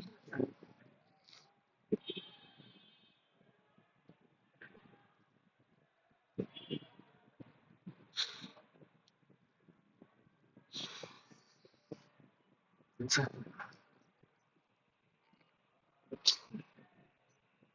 পরবর্তী সময়ে রাসায়নিক বন্ধন তৈরির কারণ হলো পরবর্তী সময়ে রাসায়নিক বন্ধন তৈরির কারণ হলো কি রাসায়নিক বন্ধন তৈরির কারণ হচ্ছে নিম্ন স্থিতিক অবস্থা অর্জন করে নিম্ন স্তর স্থিতিক অবস্থা অর্জন করে হ্যাঁ নিম্ন স্তরে মানে ইলেকট্রন ত্যাগ বা গ্রহণ করে স্থিতি অবস্থা অর্জন করছে, স্থিতি অবস্থা অর্জন করতে, সেটা হচ্ছে Lorentz গতি। কোনটি সমযোজী কিন্তু পানিতে দ্রবণীয়? আমরা জানি অপোলার যৌগ অপোলার দ্রাবকের, পোলার যৌগ পোলার দ্রাবকের। সমযোজী মানে অপোলার। পোল মানে কি, পোলার মানে কি? পোলার মানে হচ্ছে চার্জ থাকবে, প্লাস মাইনাস চার্জ থাকবে, ঠিক আছে? সমযোজী যৌগের চার্জ থাকে না, প্লাস মাইনাস। সেগুলো অপোলার, অপোলার দ্রাবকে দ্রবীভূত। অপোলার দ্রাবক কি? অপোলার দ্রাবক যেগুলোর মধ্যে চার্জ থাকে না, ওগুলো যেমন কেরোসিন। আর পানিতে পোলার দ্রাবক, পানি হচ্ছে H2O, H প্লাস আর OH মাইনাস। পানি পোলার দ্রাবক, নিচের কোনটা অপোলার হওয়া সত্ত্বেও, অপোলার হওয়া সত্ত্বেও বা সমযোজী হওয়া সত্ত্বেও হচ্ছে পানিতে, পানি হচ্ছে পোলার দ্রাবকে দ্রবীভূত হয়? ইথানল। ইথানলের মধ্যে কেন হাইড্রোজেন বন্ধন সৃষ্টি করতে পারে, পানির সাথে হাইড্রোজেন বন্ধন সৃষ্টি করতে পারে, এই কারণে হচ্ছে ইথানল পানিতে দ্রবীভূত হয়। পানির সাথে হাইড্রোজেন বন্ধন সৃষ্টি করতে পারে, সে কারণে ইথানল কি হয়, দ্রবীভূত হয়। আমরা বলে দিলাম সমযোজী যৌগগুলা, সমযোজী দ্রাবক, সমযোজী দ্রাবক মানে হচ্ছে অপোলার, এর মধ্যে প্লাস মাইনাস আকার সৃষ্টি হলে এই দ্রাবকে দ্রবীভূত হয়।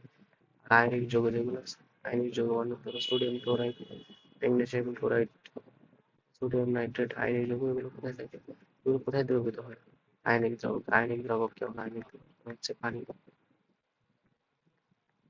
যেগুলোতে প্লাস মাইনাস আয়ন সৃষ্টি হয়। কিন্তু এখানে বলছে কি, নিচের কোনটা সমযোজী হওয়া সত্ত্বেও, সমযোজী মানে ইথানল সমযোজী, কিন্তু যারা পানির কথা, সমযোজী যৌগ তো অপোলার দ্রাবকে দ্রবীভূত হয়, কিন্তু তারা কোথায় দ্রবীভূত হয়েছে, পানিতে দ্রবীভূত হয়ে যাচ্ছে।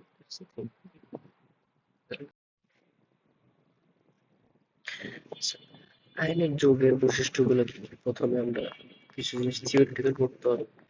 আয়নিক যৌগের বৈশিষ্ট্য কি? আয়নিক যৌগের বৈশিষ্ট্য, এক নাম্বার, আয়নিক যৌগের হচ্ছে বেশি গলনাঙ্ক থাকবে, বেশি স্ফুটনাঙ্ক থাকবে,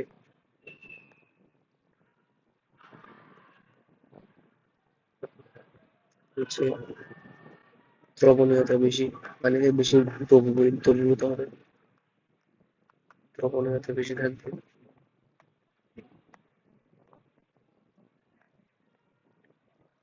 তার মানে তারপর আয়নিক যৌগগুলা বিয়োজিত করতে, আয়নিক বন্ধন, শক্তিশালী বন্ধন জন্য বিয়োজিত করতে বেশি তাপ লাগবে, বিয়োজিত করতে বেশি তাপ লাগবে, তাহলে বিয়োজন তাপমাত্রা বেশি,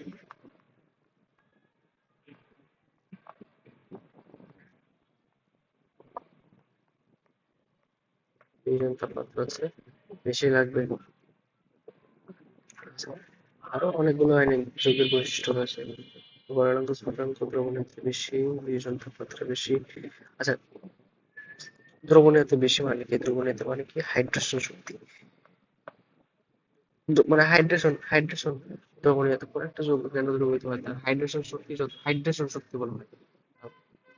হাইড্রেশন মানে পানি দ্বারা দ্রবীভূত হওয়া, হাইড্রেশন হচ্ছে এটা ইংলিশ টার্ম, এটাই বোঝায় হাইড্রেশন। আর বাংলা টার্মে বোঝায় পানি দ্বারা দ্রবীভূত হওয়া। হাইড্রেশন শক্তি যদি বেশি হয় তাহলে অবশ্যই বেশি পানি দ্বারা দ্রবীভূত হবে। হাইড্রেশন শক্তি যদি কম হয় তাহলে পানি দ্বারা কম দ্রবীভূত হবে। দ্রবণীয়তা বেশি থাকা মানে কি? আয়নিক যৌগের হাইড্রেশন শক্তি বেশি থাকা অবভিয়াসলি, যেহেতু হাইড্রোজেন শক্তি মানেই তো পানিতে দ্রবীভূত হওয়া, সে যত বেশি হাইড্রোজেন শক্তি সম্পন্ন সে তত বেশি পানিতে দ্রবীভূত হবে, তার মানে সে তত বেশি আয়নিক, সে তত বেশি কেমন আয়নিক, আমরা হাইড্রোজেন শক্তি বেশি বলতে পারি।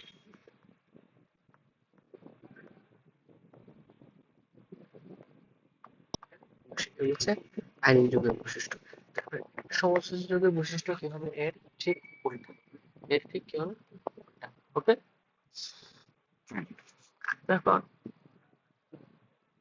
আমাদের কিছু জিনিস তুলনা করতে বলে এখানে, এই জিনিসগুলো জানলে আমাকে ভালো যেমন রুলস আছে কিছু, ফাজানের রুলস। ফাজানের রুলস হচ্ছে, ফাজানের রুলস দিয়ে আমরা জানতে পারবো হচ্ছে সমযোজী চরিত্র জানতে পারবো। ফাজানের রুলস দিয়ে আমরা কি জানতে পারবো? সমযোজী চরিত্র জানতে পারবো। তো সমযোজী চরিত্রকে ঠিক উল্টা করলেই তো আমরা আইনিক চরিত্র পেয়ে যাই। তুলনা, সমযোজী চরিত্রকে ঠিক উল্টা করলে হচ্ছে কি পেয়ে যাই? আইনিক চরিত্র পেয়ে যাই। একটু মনোযোগ দিয়ে টপিকটা দেখতে হবে। ফার্স্ট অফ অল এই চ্যাপ্টারের মেইন টপিক হচ্ছে সংকরায়নের টপিক, আর একটা টপিক হচ্ছে এটা পাজলের টপিক। সংকরায়ন মানে কোন সংকরায়ন সেটা বের করতে পারা, আর সেকেন্ড অফ অল এটা হচ্ছে পাজলের যে রিলেটেড টপিকটা সেটা হচ্ছে এটা। দেখো, প্রথমে দেখতে হবে ক্যাটায়ন বা অ্যানায়নের চার্জ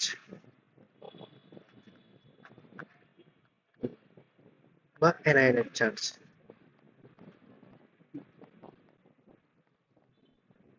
চার্জ ক্যাটায়ন বা অ্যানায়নের চার্জ যত বেশি,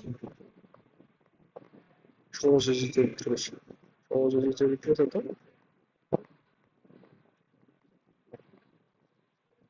আচ্ছা, সমযোজী চরিত্র যদি বেশি হয় তাহলে আয়নিক চরিত্র কি হবে? অবশ্যই কম। যার সমযোজী ধর্ম বেশি তার আয়নিক ধর্ম অবশ্যই কম। আচ্ছা, প্রথমে দেখবো ক্যাটায়ন এবং অ্যানায়নের চার্জ যত বেশি, মানে অ্যানায়নের চার্জ বেশি থাকলে, হ্যাঁ, ক্যাটায়ন এবং অ্যানায়নের চার্জ যত বেশি হয় সেখানের মধ্যে তার সমযোজী চরিত্র তত বেশি। এখন বাই চান্স যদি ক্যাটায়ন এবং অ্যানায়নের চার্জ যদি বেশি সমান হয়ে যায় তখন বলবো কি ক্যাটায়নের আকার, ক্যাটায়ন, ঠিক আছে, ক্যাটায়নের আকার, ক্যাটায়নের আকার যত ছোট সমযোজী চরিত্র তত বেশি, সমযোজী চরিত্র তত বেশি, ক্যাটায়ন এবং অ্যানায়নের আকার যত ছোট সমযোজী চরিত্র তত বেশি, ঠিক আছে। সমযোজী চরিত্র বেশি হওয়া মানে কি আইনিক চরিত্র কম, সমযোজী চরিত্র বেশি হওয়া মানে কি আইনিক চরিত্র কম হওয়া। আমি দুইটা উদাহরণ দিই, এটা যে উদাহরণ দিই, যেমন আহ, সোডিয়াম, সোডিয়ামটা প্রথমে আমি হচ্ছে আহ, আচ্ছা ওকে সোডিয়াম ক্লোরাইড দিই,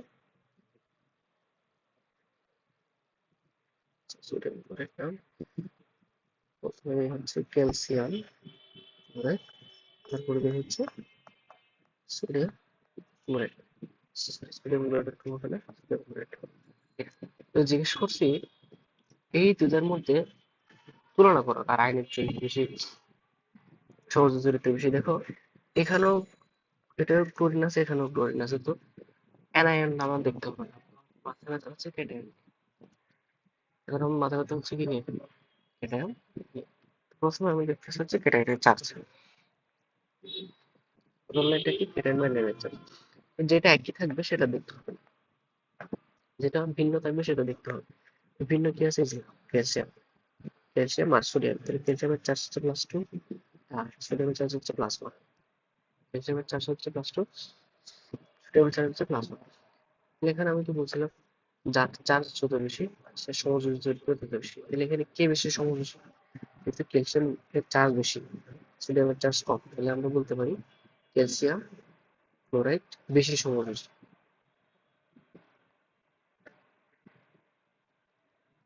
তারপরে ক্যালসিয়াম ক্লোরাইড যদি বেশি সমযোজী হয় সোডিয়াম ক্লোরাইড কি বেশি আয়নিক হবে? অবশ্যই। কম সমযোজী বা বেশি আয়নিক? আমাকে যদি জিজ্ঞেস করে সোডিয়াম ক্লোরাইডের গলনাঙ্ক বেশি না ক্যালসিয়াম ক্লোরাইডের গলনাঙ্ক বেশি, যেহেতু সোডিয়াম ক্লোরাইড বেশি আয়নিক সেজন্য আমরা জানি গলনাঙ্ক আয়নিক যৌগের বৈশিষ্ট্য, সেজন্য সোডিয়াম ক্লোরাইডের গলনাঙ্ক বেশি। আমাকে যদি জিজ্ঞেস করে সোডিয়াম ক্লোরাইড বেশি দ্রবীভূত হবে না ক্যালসিয়াম ক্লোরাইড বেশি দ্রবীভূত হবে, যেহেতু দেখতেছি সোডিয়াম ক্লোরাইড আয়নিক সেজন্য অবশ্যই সোডিয়াম ক্লোরাইড বেশি দ্রবীভূত হবে।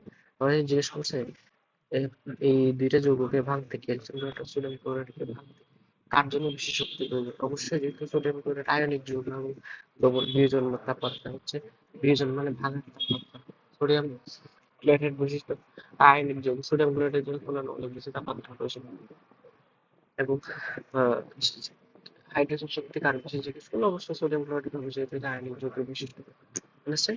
আচ্ছা, তখন এটা যদি হয় তারপর একটা পয়েন্ট এটা এটা যদি ছোট ছোট হচ্ছে this sodium chloride, this potassium chloride, এই দুটো, এই দুটোর মধ্যে জিজ্ঞেস করছে কার হাইড্রোজেন শক্তি বেশি, হাইড্রোজেন শক্তি কার বেশি?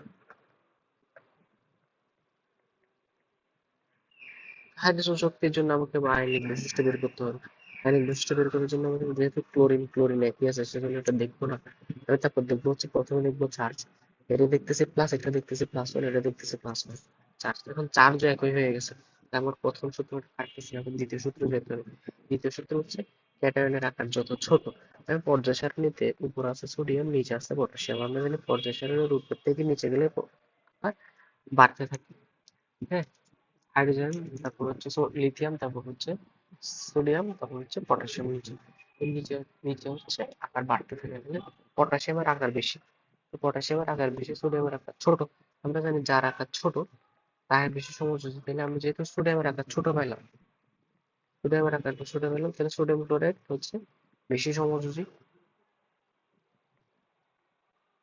আর পটাশিয়াম ক্লোরাইড কি বেশি আয়নিক।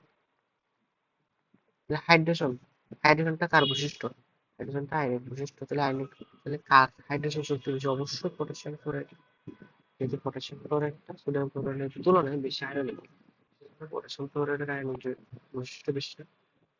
জিনিসটাকে বোঝা গেছে? ওকে, এখন এখানে জিজ্ঞেস করছে, দেখো হাইড্রোজেন এনথালপির ক্রম, হাইড্রোজেন এনথালপির ক্রম। হাইড্রোজেন এনথালপিটা কার বৈশিষ্ট্য?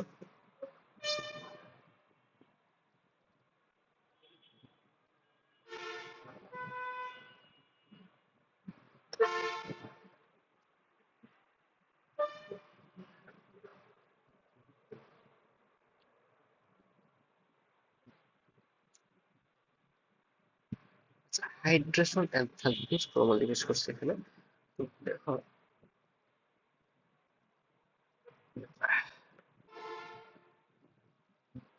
আচ্ছা সরি, আমার একটা মনে হয় ভুল হয়েছে। হাইড্রোজেন এনথালপি, এটা না, আমরা প্রথমে এটা দেখি। আচ্ছা, কোন যৌগটি অধিক সমযোজী? কোন যৌগটি অধিক সমযোজী? দেখো এখানে সব জায়গায় ক্লোরিন আছে, আমি তাহলে ক্লোরিন বাদ দিলাম। এখন দেখতে হবে হচ্ছে ধনাত্মক আয়নটা, তখন দেখতে হবে কি ধনাত্মক আয়নটা। আর এখানে তো দেখো আহ কার্বন, কার্বন তো অধাতু, এটা বাদই দিলাম, অধাতু তো লাগবেই না। আবার দেখতে হবে ধাতু আয়না, ঠিক আছে, অধাতু এটা বাদই দিলাম। তারপর দেখতে হবে ক্যাটায়নের চার্জ।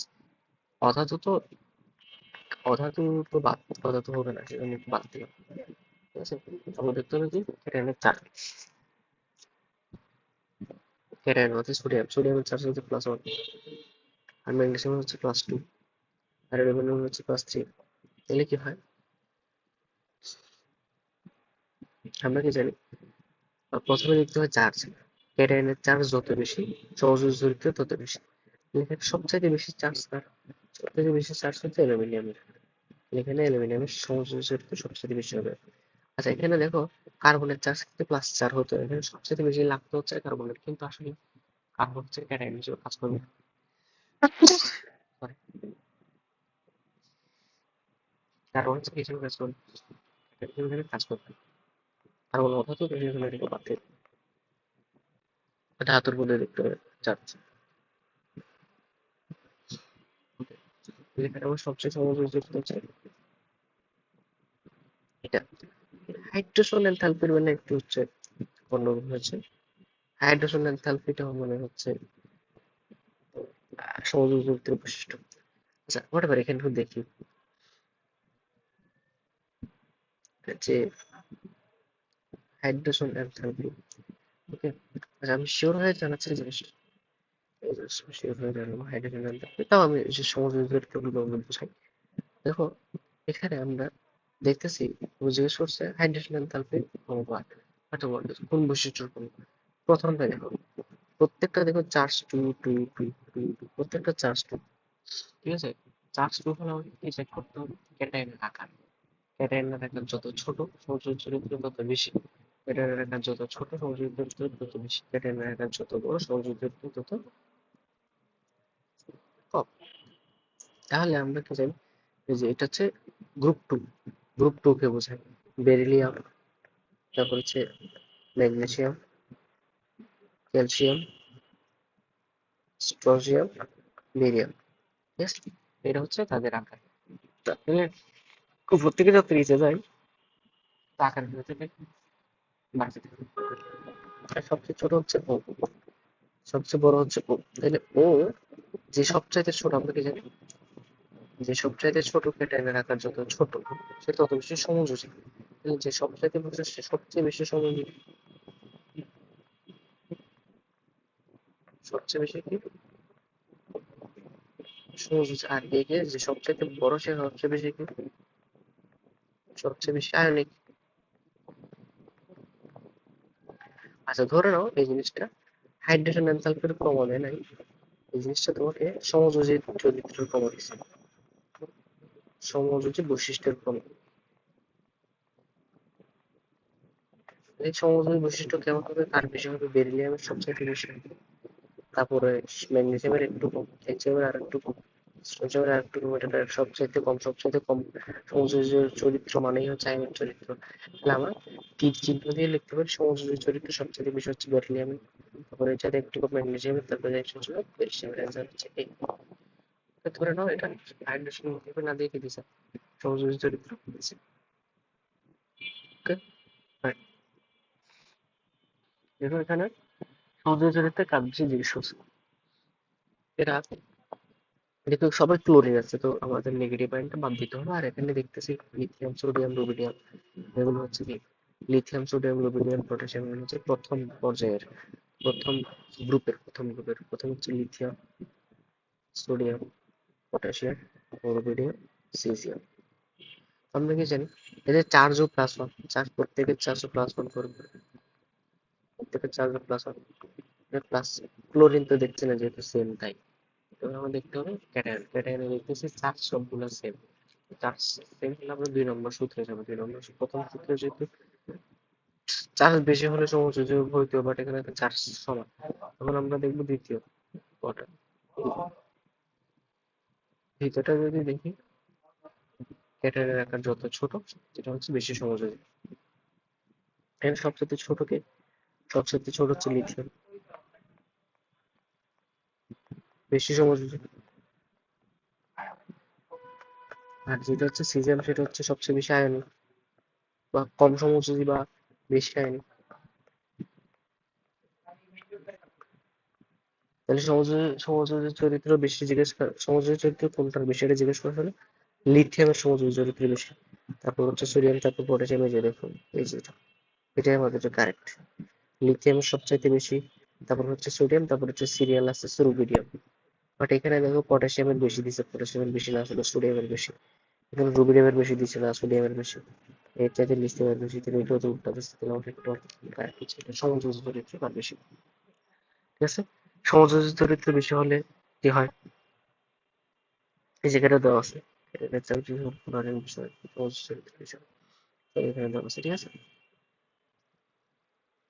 সমযোজী চরিত্রের বৈশিষ্ট্য হচ্ছে আকার, মানে আকার যত ছোট, এটা এটা আকারের কমন দিচ্ছে। উপর থেকে নিচে আকার কমতে থাকে, মানে উপর থেকে নিচে আকার বাড়তে থাকে। আকার যত ছোট তত বেশি সমযোজী, আমাদের জগৎ বেশি আয়ন। কোনটি? পানিতে দ্রবণীয়। আচ্ছা পানিতে দ্রবণীয় কোনটি? পানিতে দ্রবণীয় হওয়ার জন্য কেমন হইতে হবে? আয়নিক হইতে হবে অবশ্যই। পানিতে দ্রবণীয় হওয়ার জন্য কি হতে হবে? আয়নিক হতে হবে। পানিতে দ্রবণীয় হওয়ার জন্য কি হতে হবে? আয়নিক হতে হবে। ঠিক আছে, আচ্ছা তাহলে এখন দেখো আয়নিক হতে হবে, এখন আয়নিক কোনটা সেটা আমরা বুঝবো। এখানে দেখো সিলভার, সব সিলভার একই, সিলভার রেখে দিলে আমরা ক্যাটায়নটা গুনবো না। আমরা কি গুনবো না এখন? ক্যাটায়নটা গুনবো না। ক্যাটায়নটা গুনলে কি গুনবো? অ্যানায়ন গুনবো। অ্যানায়ন দেখো প্রথমে অ্যানায়নের চার্জ দেখবো, ফ্লোরিনের চার্জ। প্রথম তো আমরা দেখো চার্জ, আর প্রথম কথা কি বলছে, প্রথম কথাই হচ্ছে কি ক্যাটায়ন বা অ্যানায়নের চার্জ দেখবো, চার্জ দেখবো। যেটা সেম সেটা তো দেখবো না, যেটা ভিন্ন সেটা ডিফার দেখবো। যেটা ভিন্ন হচ্ছে ফ্লোরিন, ক্লোরিন সবার চার্জ হচ্ছে একই, চার্জ হচ্ছে কি একই। তো চার্জ যদি একই হয় তাহলে আমরা কি দেখবো? আকার দেখবো। তাহলে আমরা কি দেখবো? আকার। আকারে কি যাবে? ফ্লোরিন উপরে, ক্লোরিন আয়োডিন। হ্যাঁ, ফ্লোরিন ক্লোরিন ব্রোমিন। তা আমরা ক্যাটায়নের ক্ষেত্রে জানতাম কি যার আকার ছোট, যার আকার ছোট সে হচ্ছে বেশি, যার আকার ছোট সে হচ্ছে বেশি কি আয়নিক, সমযোজী। ক্যাটায়নের ক্ষেত্রে কিন্তু এর ক্ষেত্রে কি হবে? anion এর ক্ষেত্রে ঠিক উল্টা। anion এর ক্ষেত্রে কি ঠিক উল্টা। anion এর ক্ষেত্রে যার আকার বড় সে বেশি আয়নিক, যার আকার ছোট, ক্যাটায়নের ক্ষেত্রে যার আকার ছোট সেটা বেশি সমযোজী ছিল। অ্যানায়নের ক্ষেত্রে যার আকার ছোট সে বেশি হচ্ছে আয়নিক। ক্যাটায়নের ক্ষেত্রে যার আকার ছোট সে বেশি আয়নিক, যার আকার বড় সে বেশি সমযোজী। উল্টা ক্যাটায়নের ক্ষেত্রে উল্টা। ওই জায়গাটা হচ্ছে ক্যাটায়নের আকার যত ছোট তত বেশি সমযোজী। আর তারপর দেখবো হচ্ছে অ্যানায়ন অ্যানায়ন অ্যানায়নের আকার যত বড় সে তত বেশি সমযোজী।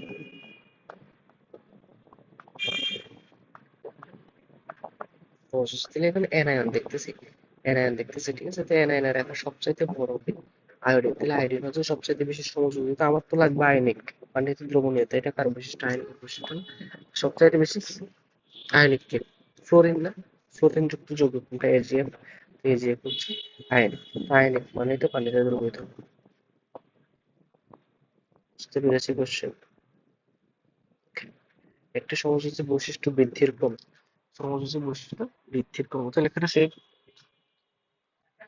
সিলভারকে দেখতে হবে না, আমাকে এই same question fluorine chlorine iodine তাদের charge minus one charge same হলে দেখতে হয় আকার। আমরা জানি অ্যানায়নের আকার যত বড় সমযোজী চরিত্র তত বেশি, ক্যাটায়নের আকার যত ছোট সমযোজী চরিত্র তত বেশি। তো সমযোজী চরিত্রের ক্ষেত্রে এটা, অ্যানায়নের ক্ষেত্রে এটা তীর চিহ্ন দিলাম আর কি।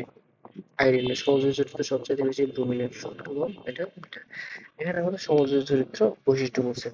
সমযোজী বৈশিষ্ট্য মানেই তো হচ্ছে সবচেয়ে বেশি আয়োডিনের, তারপর হচ্ছে ব্রোমিনের, তারপর হচ্ছে ক্লোরিনের, এই যে এর আকার চার্জ।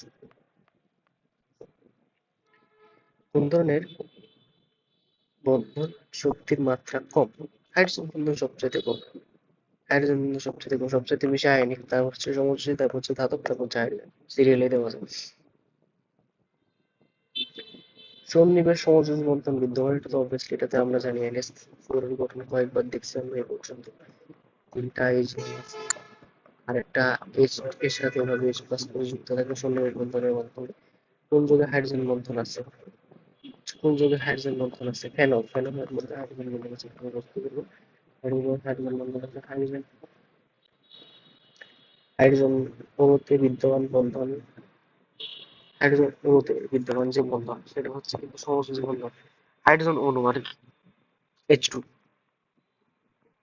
এটা কেমনে করে দেয়? একটা হাইড্রোজেন সাথে আরেকটা হাইড্রোজেন সমযোজী বন্ধনের মাধ্যমে গঠিত হয়। এটা কিন্তু আবার হাইড্রোজেন বন্ধন না, খেয়াল রাখো, ঠিক আছে? এটা হচ্ছে সমযোজী বন্ধন। কোন যৌগে হাইড্রোজেন বন্ধন আছে? কোন যৌগে? এন এন নাইট্রোজেন, অক্সিজেন আর ফ্লোরিন। NOF বা FON, ফন ফন ফন যে যৌগে থাকবে, হাইড্রোজেনের সাথে ফন যে যৌগে থাকবে সেই যৌগে হাইড্রোজেন বন্ধন গঠন করে। হাইড্রোজেনের সাথে ফন, ফন মানে কি ফ্লোরিন, অক্সিজেন, নাইট্রোজেন, এই তিনটা পরমাণু থাকলে কেবলমাত্র হাইড্রোজেন বন্ধন গঠন করতে পারে, লিখে রাখতে পারে। হাইড্রোজেনের সাথে যদি ফন থাকে FON, এফ মানে কি ফ্লোরিন, ও মানে অক্সিজেন, আর এফ মানে হচ্ছে নাইট্রোজেন। হাইড্রোজেনের সাথে যদি ফ্লোরিন, অক্সিজেন, নাইট্রোজেন তিনটা পরমাণু বা মৌল থাকে, তুমি কি গঠন করে? হাইড্রোজেন বন্ধন গঠন করে। দেখো HCl ফন নাই, এবার এখানে অক্সিজেন আছে, তখন কি হাইড্রোজেন বন্ধন গঠন করতে পারে। নিষ্ক্রিয় গ্যাসের মধ্যে কোন ধরনের আকর্ষণ বল বিদ্যমান? নিষ্ক্রিয় গ্যাসে ভ্যান ডার ওয়ালস আকর্ষণ বল বিদ্যমান, এগুলো মুখস্থ হয়ে যায়। কোন যৌগের হাইড্রোজেন বন্ধন তৈরি করে? হাইড্রোজেন বন্ধন তৈরি করে এই যে এখানে লবণ NaCl, কোনো ফন নাই, H2SO ফন নাই, SO নেই, C C C12 H22O11 oxygen আছে, তাহলে অক্সিজেন থাকলে ফন আছে, তাহলে হচ্ছে অক্সিজেন তৈরি করে। সর্বাধিক সমযোজী প্রকৃতি হচ্ছে কোনটা? এটা তো সর্বাধিক সমযোজী প্রকৃতি মোটামুটি। দেখো আমরা এই তিনটা হলে তুলনা করতে পারতাম অবভিয়াসলি, যে ইয়া দিয়ে, হাজানের নীতি দিয়ে তুলনা করতে পারতাম। হ্যাঁ, কেমনে তাও কেমনে করে দেখো, ক্লোরিন ক্লোরিন ক্লোরিন বাদ, আর এখানে বোরনে হয় 2+, না 3+, আর অ্যালুমিনিয়াম হয় 3+, আর সোডিয়াম হয় 1+। আমরা জানি অ্যানায়নের চার্জ, ক্যাটায়নের চার্জ যত বেশি সমযোজী, ক্যাটায়ন বা অ্যানায়ন দুটো চার্জ যত বেশি সমযোজী তত বেশি, এই দুইটা চার্জ বেশি, এই দুইটা চার্জ বেশি, চার্জ আবার বেশি, মানে সবচাইতে এই এগুলোর মধ্যে তুলনা করি আমি, বুঝাই জিনিসটা ভালো করে বুঝো।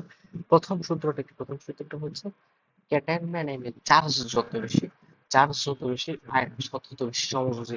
তাহলে এখানে এই তিনটার মধ্যে চার্জ বেশি কার কার? এই যে এই ব্রোমিন আর বোরন আর হচ্ছে অ্যালুমিনিয়াম, এই দুইটার চার্জ বেশি। তাহলে আমি বলতে পারি না এই দুইটা কম্বাইনলি বেশি সমযোজী?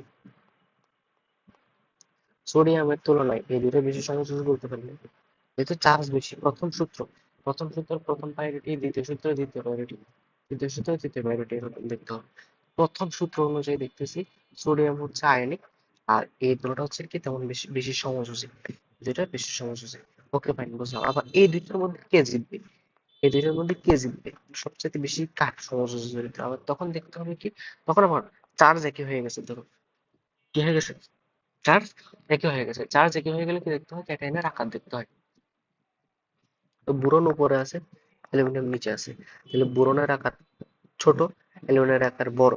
আমরা কি জানি যার আকার ছোট সে বেশি সমযোজী, যার আকার এটা হচ্ছে কম সমযোজী, তাহলে এটা হচ্ছে কম সমযোজী, এটা হচ্ছে বেশি সমযোজী।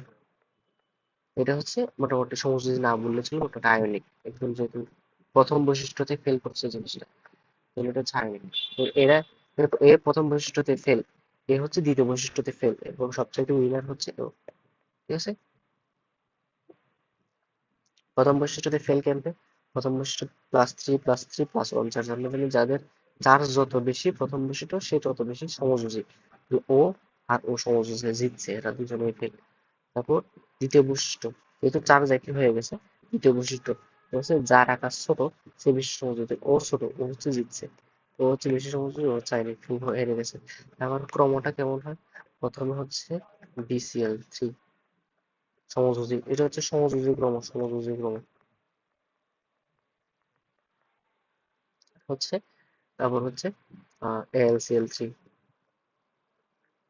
তারপর হচ্ছে কি সোডিয়াম ক্লোরাইড, সমযোজী ক্রম। তো সমযোজী ক্রম হচ্ছে আয়নিক ক্রম বলতেছে, জাস্ট এই জিনিসটা উল্টে দিব, আয়নিক হইলে উল্টে দেব। আর আয়নিকের বৈশিষ্ট্যগুলো কি কি, গলনাঙ্ক, কার গলনাঙ্ক বেশি, সোডিয়াম ক্লোরাইডের গলনাঙ্ক বেশি, ঠিক আছে, যেহেতু এটা আয়নিক বেশি। তারপর হচ্ছে কার স্ফুটনাঙ্ক বেশি, সোডিয়াম ক্লোরাইডের স্ফুটনাঙ্ক বেশি, এরকম ভাবে কল্পনা করতে পারবা কে বেশি দমনে, সোডিয়াম ক্লোরাইড দমনে, যেহেতু এটা আয়নিক। কিন্তু কাহিনী হচ্ছে এখানে অ্যান্সার হবে CS4। কেন CS4? কারণ এটা তো দুটো অধাতু ভাই, অধাতুর মধ্যে দুইটা সমযোজী বন্ধন গঠন হয়েছে, সেটা তো সবচেয়ে বেশি সমযোজী হবে। এটা ধাতু অধাতুর মধ্যে সমযোজী হয়, এটার তুলনায় এরা তো পাজানের নীতি অ্যাপ্লাই করতে, এখানে তো কোনো নীতি অ্যাপ্লাই করা লাগে না।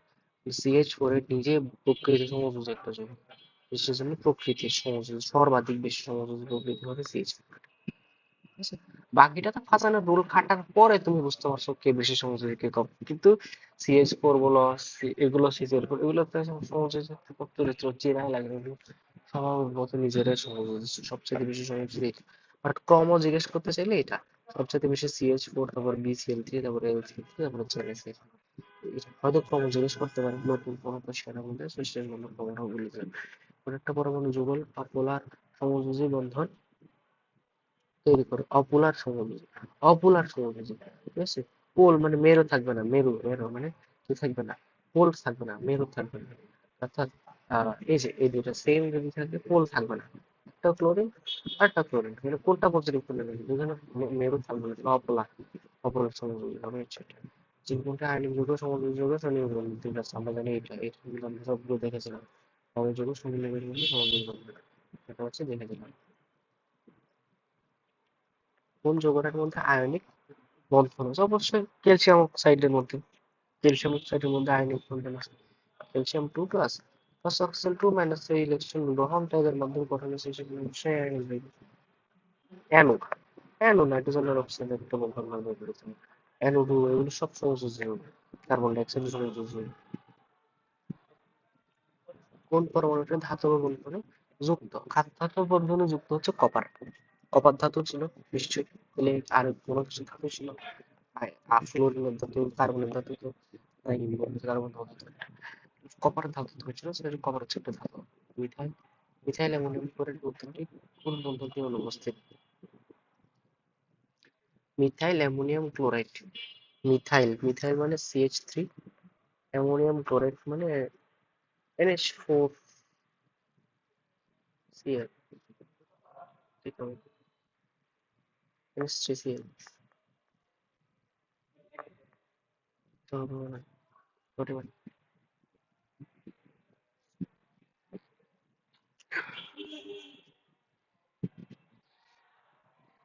এটা কি কোন বন্ধনে অনুপস্থিত? এখানে কোনো পাই বন্ধন নাই। পাই বন্ধন মানে ডাবল বন্ড নাই, ডাবল বন্ড না থাকে মানে পাই বন্ধন না থাকে। মিথাইল সায়ানাইড কোন বন্ধনে অনুপস্থিত? সন্নিবেশ বন্ধন। মিথাইল সায়ানাইড মানে কি? সায়ানাইডের সঙ্গে হচ্ছে C triple bond N, C triple bond N, cyanide. ওখানে ট্রিপল বন্ড থাকা মানে অবশ্যই কিছু পাই বন্ধন থাকা, তাহলে পাইও আছে, সিগমা তো অবশ্যই থাকবে। কিন্তু মিথাইল মানে কি? মিথাইল যৌগ। মিথাইল মানে কি? জৈব যৌগ। জৈব যৌগ মানেই সমযোজী বন্ধন। জৈব যৌগ মানে কি বন্ধন? সমযোজী বন্ধন। তাহলে পাই বন্ধন থাকবে, যেহেতু সাইনাইডে তিনটা বন্ধন থাকে, সিগমা বন্ধন তো অবশ্যই থাকতে হবে কোনো একটা যৌগে। আর যেহেতু জৈব যৌগ, তাহলে কি সমযোজী বন্ধন আর সন্নিবেশ বন্ধন হচ্ছে এখানে অনুপস্থিত। এখানে কিন্তু কয়টি সমযোজী বন্ধন আছে? ছয়টি। ছয়টি। কেমনে বুঝছি? দেখো, একটা নাইট্রোজেন তিনটা হাইড্রোজেনের সাথে যুক্ত আছে, সেটা তো আমরা আগে থেকেই চিনি, NH3। আবার আরেকটা বোরন তিনটা ফ্লোরিনের সাথে যুক্ত থাকে, BF3। টোটাল কয়টা হলো? ছয়টা। মাঝখানে তাদের মধ্যে যে যোগসূত্র, সেটা হচ্ছে সন্নিবেশ বন্ধনের মাধ্যমে। তাদের মধ্যে যে যোগসূত্র, সেটা কিসের মাধ্যমে? সন্নিবেশ বন্ধনের মাধ্যমে। তাহলে এই যৌগটার মধ্যে টোটাল কি থাকে? ছয়টা সমযোজী বন্ধন থাকে এবং একটা কি থাকে? সন্নিবেশ বন্ধন থাকে। আইআর সক্রিয় পরমাণু নয়। নাইট্রোজেন হচ্ছে আইআর সক্রিয় পরমাণু নয়, এখানে কি নাই? ডাইপোল, যেহেতু একই ইয়া দিয়ে গঠিত, নাইট্রোজেন আর নাইট্রোজেন, ক্লোরিন আর ক্লোরিন একই দিয়ে গঠিত হলে ডাইপোল মোমেন্ট তৈরি হবে না। ডাইপোল মোমেন্ট মানে অপোলার। অপোলার মানে NMR সক্রিয় পরমাণু। আইআর সক্রিয় পরমাণু হইতে হলে পোলার হইতে হবে। ক্ষারক গুলা সক্রিয়তার কম। আচ্ছা দেখো, ক্ষারকের সক্রিয়তার কম, এটা তুমি আর থেকে বের করতে পারো? এই আছে কি তোমার ফাজানের নীতি থেকে। তাহলে ক্ষারক, ক্ষারক মানে মনে করবে এটা আয়নিক বৈশিষ্ট্য একটা। আয়নিক যৌগ মানে আয়নিক বৈশিষ্ট্য যত বেশি ক্ষারক মানে কি? ক্ষারক মানে জ্বলিত, মানে যত বেশি হাইড্রোক্সিল আয়ন দিবে তত বেশি বেশি ক্ষারক হবে। বেশি হাইড্রোক্সিল আয়ন কারা দেয়? বেশি ক্ষার মানে জ্বলিত, মানে বেশি হাইড্রোক্সিল আয়ন দেওয়া মানে কি? জ্বলিত মানে বেশি হাইড্রোক্সিল আয়ন দেওয়া মানে বেশি পরিমাণে ভেঙে যাওয়া। জ্বলিত মানে বেশি হাইড্রোক্সিল আয়ন দেওয়া মানে কি? বেশি পরিমাণে কি হওয়া? ভেঙে যাওয়া। জ্বলে গেলে বেশি হাইড্রোক্সিল দেওয়া মানে বেশি পরিমাণে ভেঙে যাওয়া। তো বেশি পরিমাণ ভাঙে কারা? যারা বেশি আয়নিক তারা অবভিয়াসলি। তাহলে ভেঙে যাওয়া বা দ্রবীভূত হয়, এটা তো অবশ্যই আয়নিক যৌগের বৈশিষ্ট্য। বুঝতে পেরেছি? ভেঙে যাওয়া বা দ্রবীভূত হওয়া, এটা কিসের বৈশিষ্ট্য? এটা হচ্ছে আয়নিক যৌগের বৈশিষ্ট্য। যত বেশি ভেঙে যাবে, যত বেশি ভেঙে যাবে ততই বেশি মানে ক্ষার হবে, ক্ষারীয় হবে। ক্ষারকের বৈশিষ্ট্য তত বেশি হবে। তাহলে আমাকে জিজ্ঞেস বের করতে হবে কে কে বেশি আয়নিক, কে বেশি আয়নিক। এখানে দেখো, হাইড্রোক্সিল আছে সবগুলোতে, তো ঋণাত্মক আয়নটা বাদ, এখন ধনাত্মক আয়ন দেখতে হবে।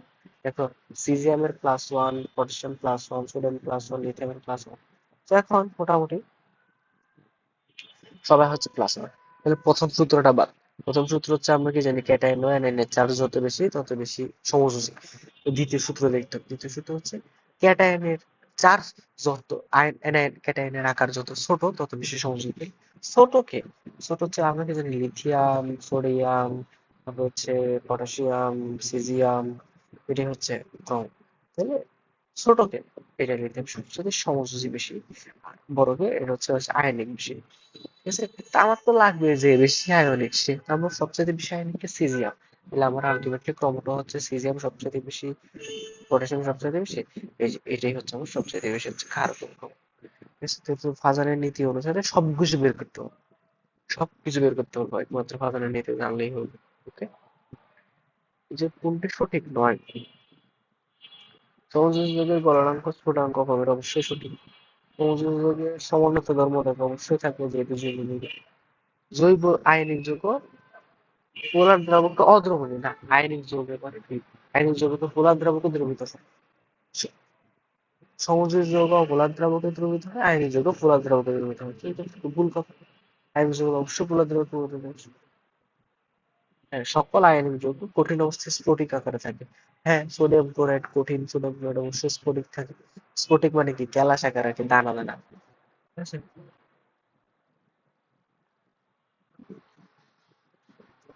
ক্লোরেটের লুইস কাঠামোর মধ্যে কত জোড়া ইলেকট্রন যুগল থাকে? একজন। দেখো, ক্লোরেট ClO3 একটা ক্লোরিন, ঠিক আছে, একটা ক্লোরিন, তাহলে হচ্ছে তিনটা অক্সিজেন, তাহলে হচ্ছে একটা অক্সিজেন দুইটা বন্ধন, আর একটা অক্সিজেন দুইটা বন্ধন, এবং আরেকটা অক্সিজেনের সাথে একটা বন্ধন নেগেটিভ, এটার সাথে দুইটা থাকতো, যেহেতু একটা নেগেটিভ চার্জ আছে সেজন্য হচ্ছে বন্ধন একটা নির্দেশ করে। তাহলে টোটাল ক্লোরিনের সর্বশেষ কক্ষে ইলেকট্রন কয়টা? 7টা। ঠিক আছে, 7টা। তাহলে দেখো, প্রত্যেকটা বন্ধনের জন্য একটা একটা ইলেকট্রন ক্লোরিন থেকে দিতে হচ্ছে, তাহলে ও এখানে একটা দিল, দুইটা দিল, তিনটা দিল, চারটা দিল, পাঁচটা দিল, তাহলে বাকি আছে কয়টা? দুইটা। দুইটা মানে কয় জোড়া? এক জোড়া। বুঝাতে পেরেছি? এখন হচ্ছে লুইস কাঠামোটা আঁকলাম আমি, লুইস কাঠামোটা আঁকার পর লুইস কাঠামো গেলাম আঁকলাম, তো লুইস কাঠামো একে দেখতেছি কিটা অক্সিজেনের মধ্যে দুইটার মধ্যে ডাবল বন্ড করে দিছে, আর একটার মধ্যে সিঙ্গেল বন্ড দিছে। এই দেওয়ার কারণ কি? এই দেওয়ার কারণ হচ্ছে একটা নেগেটিভ চার্জ। নেগেটিভ চার্জ মানে একটা বন্ধ, মানে নেগেটিভ চার্জের যে অক্সিজেনটা আছে ওই অক্সিজেনটা অবশ্যই ডাবল বন্ড থাকবে না। ঠিক আছে, যেহেতু চার্জ আছে সেটাকে একটা হাত মুক্ত রাখতে হবে অক্সিজেনের। অক্সিজেনের তো দুইটা হাত, একটা হাত ক্লোরিনের সাথে যুক্ত, আর একটা হাত অবশ্যই ওকে নেগেটিভ রাখতে হবে, যেহেতু মুক্ত অবস্থায় রাখতে হবে। তার মানে আমরা বলতে পারি এর এখানে বন্ধন একটা, এখানে দুইটা, এখানে দুইটা। অক্সিজেনের তো ইউজুয়ালি দুইটাই বন্ধন হয়, তাহলে টোটাল কত? 1 2 3 4 5, পাঁচটা হচ্ছে বন্ধন, তাহলে পাঁচটা বন্ধন মানে ক্লোরিনের সর্বশেষ কক্ষতে ইলেকট্রন থাকে 7টা। পাঁচটা যদি বন্ধন করে ফেলো, বাকি কয়টা থাকে? দুইটা। বাকি দুইটা যদি কি থাকে, বন্ধন থাকে, তাহলে I can say যে বাকি ইলেকট্রন খালি আছে হচ্ছে দুইটা বা একজন। এখানে হচ্ছে একজন আছে, ওর ইলেকট্রন কি আছে? খালি আছে। ঠিক আছে, COS এর বর্ণনা করে কোনটা? ধনাত্মক আয়নযুক্ত কপার পরমাণু মৃত্যু সঞ্চালনশীল রিঅ্যাকশন দ্বারা আবদ্ধ থাকে, এটা কিন্তু মোস্ট নট লাইক দিস না।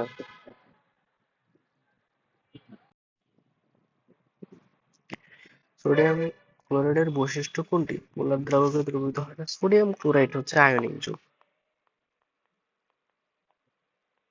আয়নিক যৌগ, আয়নিক যৌগ তো অবশ্যই পোলার দ্রাবকে দ্রবীভূত হবে। ঠিক আছে, জলীয় দ্রবণে এবং গলিত অবস্থায় বিদ্যুৎ পরিবহন করে, অবশ্যই করবে। গলনাঙ্ক স্ফুটনাঙ্ক বেশি, আয়নিক যৌগের গলনাঙ্ক স্ফুটনাঙ্ক বেশি, উদ্দায়িত না। সোডিয়াম ক্লোরাইড তো কখনোই উদ্দায়ী হবে না। সোডিয়াম ক্লোরাইড বিদ্যুৎ পরিবহন করে, পোলার দ্রাবকে দ্রবীভূত হয়, গলনাঙ্ক 68°C, স্ফুটনাঙ্ক 64°C, উদ্দায়ী বলে তো কখনোই না। কক্ষ তাপমাত্রায় H2O তরল, H2S গ্যাস, H2O এখানের মধ্যে ফন আছে, আমরা জানি FON, তিনটা থাকলে কি বলবো, কি পসিবল? হাইড্রোজেন বন্ধন পসিবল। লিকুইডের মধ্যে ফন নাই, তাহলে হচ্ছে হাইড্রোজেন বন্ধন পসিবল না, তাহলে হাইড্রোজেন বন্ধন থাকার কারণে সেটা লিকুইড, আর ওটা হচ্ছে গ্যাস। আন্ত আণবিক এবং অন্ত আণবিক হাইড্রোজেন বন্ধন গঠনের সম্পর্কে নিশ্চিত সঠিক। পানির মধ্যে আন্ত আণবিক থাকে অবশ্যই। পানির মধ্যে একটা পানির সাথে আর একটা পানির হাইড্রোজেন বন্ধন থাকে, পানির নিজের মধ্যে হাইড্রোজেন বন্ধন থাকে না, সেজন্য হচ্ছে আমরা আন্ত আণবিক, আন্ত আণবিক। এটার মধ্যে তো অন্ত থাকে না, আন্ত থাকে, আন্ত থাকে। ফেনলের মধ্যে অন্ত থাকে না, নিজেদের মধ্যে থাকে না, আন্ত থাকে। একটা ফেনলের সাথে আরেকটা ফেনলের থাকে। সরি সরি,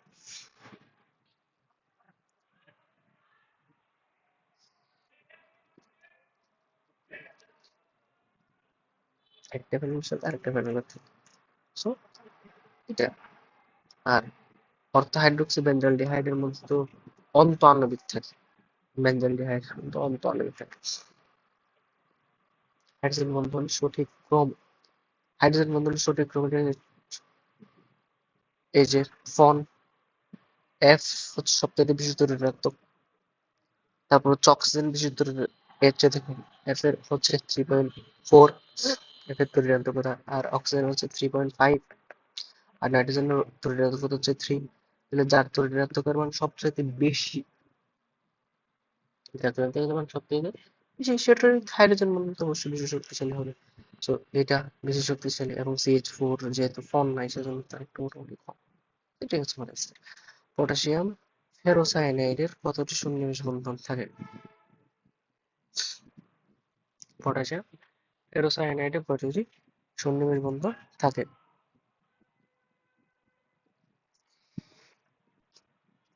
পটাশিয়াম ফেরোসায়ানাইডের সংকেত কি? K4, Fe, Cn6। দেখো এখান থেকে কি বোঝা যায়, আমরা কি জানি যে কিছু আয়রনের সাথে 6টা Cn যুক্ত থাকবে সন্নিবেশ বন্ধনের মাধ্যমে। Cn এই যে 6টা, এই যে Kpf4 Cn6, এই মোটামুটি সংকেতটা মুখস্থ থাকলে বলা যায় তাহলে কয়টি থাকবে? 6টি। 6টি। হাইড্রোজেন এবং অক্সিজেনের সংযোগ পানি গঠিত হয় যে পদ্ধতি, সেটা হচ্ছে অবশ্যই সমযোজী বন্ধন। হাইড্রোজেনের সাথে অক্সিজেনের মানে গতি সর্বাধিক আয়নিক প্রকৃতির। এটা ক্লোরিন ক্লোরিন ক্লোরিন কেটে দিলাম, তারপর হচ্ছে 4 দিলাম, এটা 3+, এটা হচ্ছে 3+, এটা হচ্ছে 2+, এটা হচ্ছে 2+। আমাকে জিজ্ঞেস করছে আয়নিক প্রকৃতির, খেয়াল করতে হবে আয়নিক প্রকৃতির, নট সমযোজী। তো আমরা কি জানি, ক্যাটায়নের চার্জ যত বেশি সে তত বেশি সমযোজী, ক্যাটায়নের চার্জ যত বেশি সে তত বেশি সমযোজী। তাহলে এই দুই বান্দা চার্জ সবচেয়ে বেশি, এরা সবচেয়ে বেশি কি সমযোজী। তাহলে আমাদের সমযোজিত টেনশন, আমাদের টেনশন হচ্ছে আয়নিক, তাহলে এদের দুজনের কম, তাহলে এরা সবচেয়ে বেশি আয়নিক। আবার এদের দুজনের মধ্যে কে জিতবে, কাহিনী হচ্ছে এটা, এদের দুজনের চার্জ তো আবার সেম। চার্জ যদি সেম হয়, আমরা কি জানি ক্যাটায়নের আকার ছোট হলে, ক্যাটায়নের আকার ছোট হলে সমযোজী চরিত্র বেশি। তাহলে এখন ক্যাটায়ন ম্যাগনেসিয়াম উপরে আর ক্যালসিয়াম নিচে, তাহলে ম্যাগনেসিয়াম হচ্ছে ছোট, ছোট মানে হচ্ছে বেশি সমযোজী। আমার তো লাগবে আয়নিক, তাহলে ক্যালসিয়াম বেশি আয়নিক, সবচাইতে বেশি আয়নিক কি ক্যালসিয়াম। দেখো তুলনা করে করে আমি যে একটা ফাজানের সূত্র দিয়ে সব জিনিস বের করে ফেলতে পারি। কোনটি সমযোজী প্রকৃতি সবচাইতে বেশি, এই যে দেখো কার্বনের মিলে গেছে, নেগেটিভ চার্জ কার্বনের মিলে গেছে, কার্বনটা আমি কেটে দিলাম। আমার কাজ হচ্ছে বেরিলিয়াম 2+, ক্যালসিয়াম 2+, ম্যাগনেসিয়াম 2+, আর হচ্ছে বেরিয়াম 2+, সবগুলোর জন্য 2+ করে দেবো। চার্জ যদি মিলে যায় দেখতে হয় কি ক্যাটায়নের আকার, তো ক্যাটায়নের আকার যার সবচাইতে ছোট সে সবচাইতে বেশি সমযোজী। এখানে সবচাইতে ছোট হচ্ছে বেরিলিয়াম, আমরা কি জানি বেরিলিয়াম, বোরন, বেরিলিয়াম, তারপর হচ্ছে ম্যাগনেসিয়াম, তারপর হচ্ছে ক্যালসিয়াম, তারপর বেরিয়াম, এভাবেই থাকে গ্রুপ 2 তে। সবচাইতে ছোট বেরিলিয়াম, যে কারণে হচ্ছে সবচাইতে সমযোজী প্রকৃতির। এটা সিম্পল একটা ঘটনা। ধনাত্মক আয়নের পোলার আয়নের ক্ষমতা, দেখো পোলার আয়নের ক্ষমতা কোনটা বেশি, পোলার আয়নের ক্ষমতা কোনটা বেশি? পোলার আয়ন মানে কি, পোলার আয়ন একটা মানে কি, পোলার আয়ন মানে কি চার্জ সৃষ্টি করা, পোলার মানে কি পোল, মেরু, চার্জ সৃষ্টি করা। তো চার্জ সৃষ্টি করা, চার্জ কার বৈশিষ্ট্য, আয়নিক বৈশিষ্ট্য নাকি সমযোজী বৈশিষ্ট্য? না, পোলার আয়ন মানে হচ্ছে আয়নিক যৌগ, পোলার আয়ন মানে হচ্ছে চার্জ সৃষ্টি করা, তারপর আয়নিক যৌগ থেকে বিচ্যুতি হওয়ার ধর্ম, এটা হচ্ছে আয়নিক যৌগ থেকে বিচ্যুতি, আয়নিক ধর্ম থেকে বিচ্যুতি, আয়নিক ধর্ম থেকে কি রে বিচ্যুতি। তাহলে এটা কিসের বৈশিষ্ট্য? পোলার আয়ন ঘটনাটা সমযোজী যৌগের বৈশিষ্ট্য। পোলার আয়ন ঘটনাটা কার বৈশিষ্ট্য? সমযোজী বৈশিষ্ট্য। এবার পোলার আয়ন বৈশিষ্ট্য চাইছে মানেই কি চাইছে, সমযোজী চরিত্র চাইছে। পোলার আয়ন চাইছে মানে কি চাইছে, সমযোজী চরিত্র চাইছে। পোলার আয়ন চাইছে মানে কি সমযোজী চরিত্র চাইছে। তো এখন আমরা জানি এই যে চার্জ একই, চার্জ যদি একই হয় তাহলে আমরা যার আকার ছোট, এই যে এর আকার ছোট, ছোট থাকলে কি তখন কি বেশি সমযোজী চরিত্র বেশি, তাহলে এরকম হচ্ছে সমযোজী চরিত্র বেশি। বুঝতে পারছি? ওকে।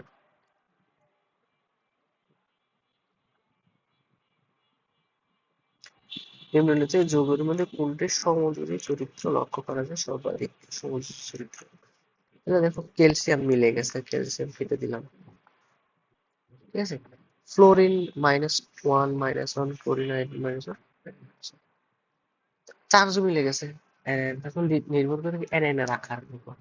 আমরা জানি ক্যাটায়নের আকার ছোট হলে সমযোজী, বাট অ্যানায়নের আকার বড় হলে সমযোজী। অ্যানায়ন সবচেয়ে বড় আয়োডিন, সর্বাধিক সমযোজী মানে অবশ্যই আয়োডিন। পোলার দ্রাবক নয় নিজের কোনটি? পানি অবশ্যই পোলার দ্রাবক। তারপর হচ্ছে ইথাইল অ্যাসিটেট, হ্যাঁ ইথাইল অ্যাসিড অবশ্যই পোলার দ্রাবক। ইথানল পোলার দ্রাবক। টুলুইন, টুলুইন হচ্ছে কোন একটা পোলার দ্রাবক। টুলুইন হচ্ছে একটা হাইড্রোকার্বন। হাইড্রোকার্বন কখনোই পোলার দ্রাবক। টুলুইন, কেরাসিন এগুলো হচ্ছে পোলার দ্রাবক না। PH4Cl যে কথা, NH4Cl একই কথা, তিনটা বন্ধন আছে। কোনটি শুষ্ক বরফ গঠন করে? কঠিন কার্বন ডাই অক্সাইড, ড্রাই আইস বলা হয়। এই যে এমসিকিউটা খুবই বেশি ইম্পর্টেন্ট। কঠিন কার্বন ডাই অক্সাইড কি বলে? কঠিন কার্বন ডাই অক্সাইডের অপর নাম হচ্ছে ড্রাই আইস। কঠিন কার্বন ডাই অক্সাইডের অপর নাম কি রে? ড্রাই আইস। কঠিন কার্বন ডাই অক্সাইডের অপর নাম ড্রাই আইস বলা হয়।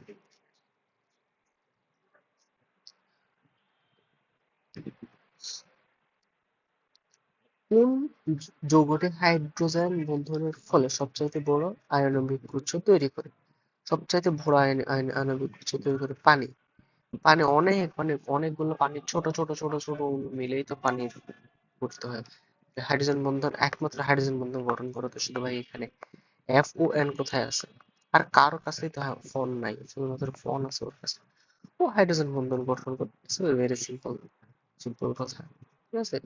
ওটার মধ্যে ডাইপোল মোমেন্ট শূন্য। দেখো সিলিকনের চারপাশে ফ্লোরিন আছে, চারপাশে যদি ফ্লোরিন দিয়ে ঘিরে রাখে, একই পরমাণু দিয়ে ঘিরে রাখে, ওর প্রভাবটা ও কাটাই ফেলবে, ওর প্রভাবটা ও কাটা ফেলবে, সেখানে কোনো মোমেন্ট থাকবে না। এখানে CFCl3 দেখো, তিনটা ক্লোরিন একটা ফ্লোরিন, হ্যাঁ, সি CFCl, একটা ক্লোরিন একটা ফ্লোরিন একটা ক্লোরিন।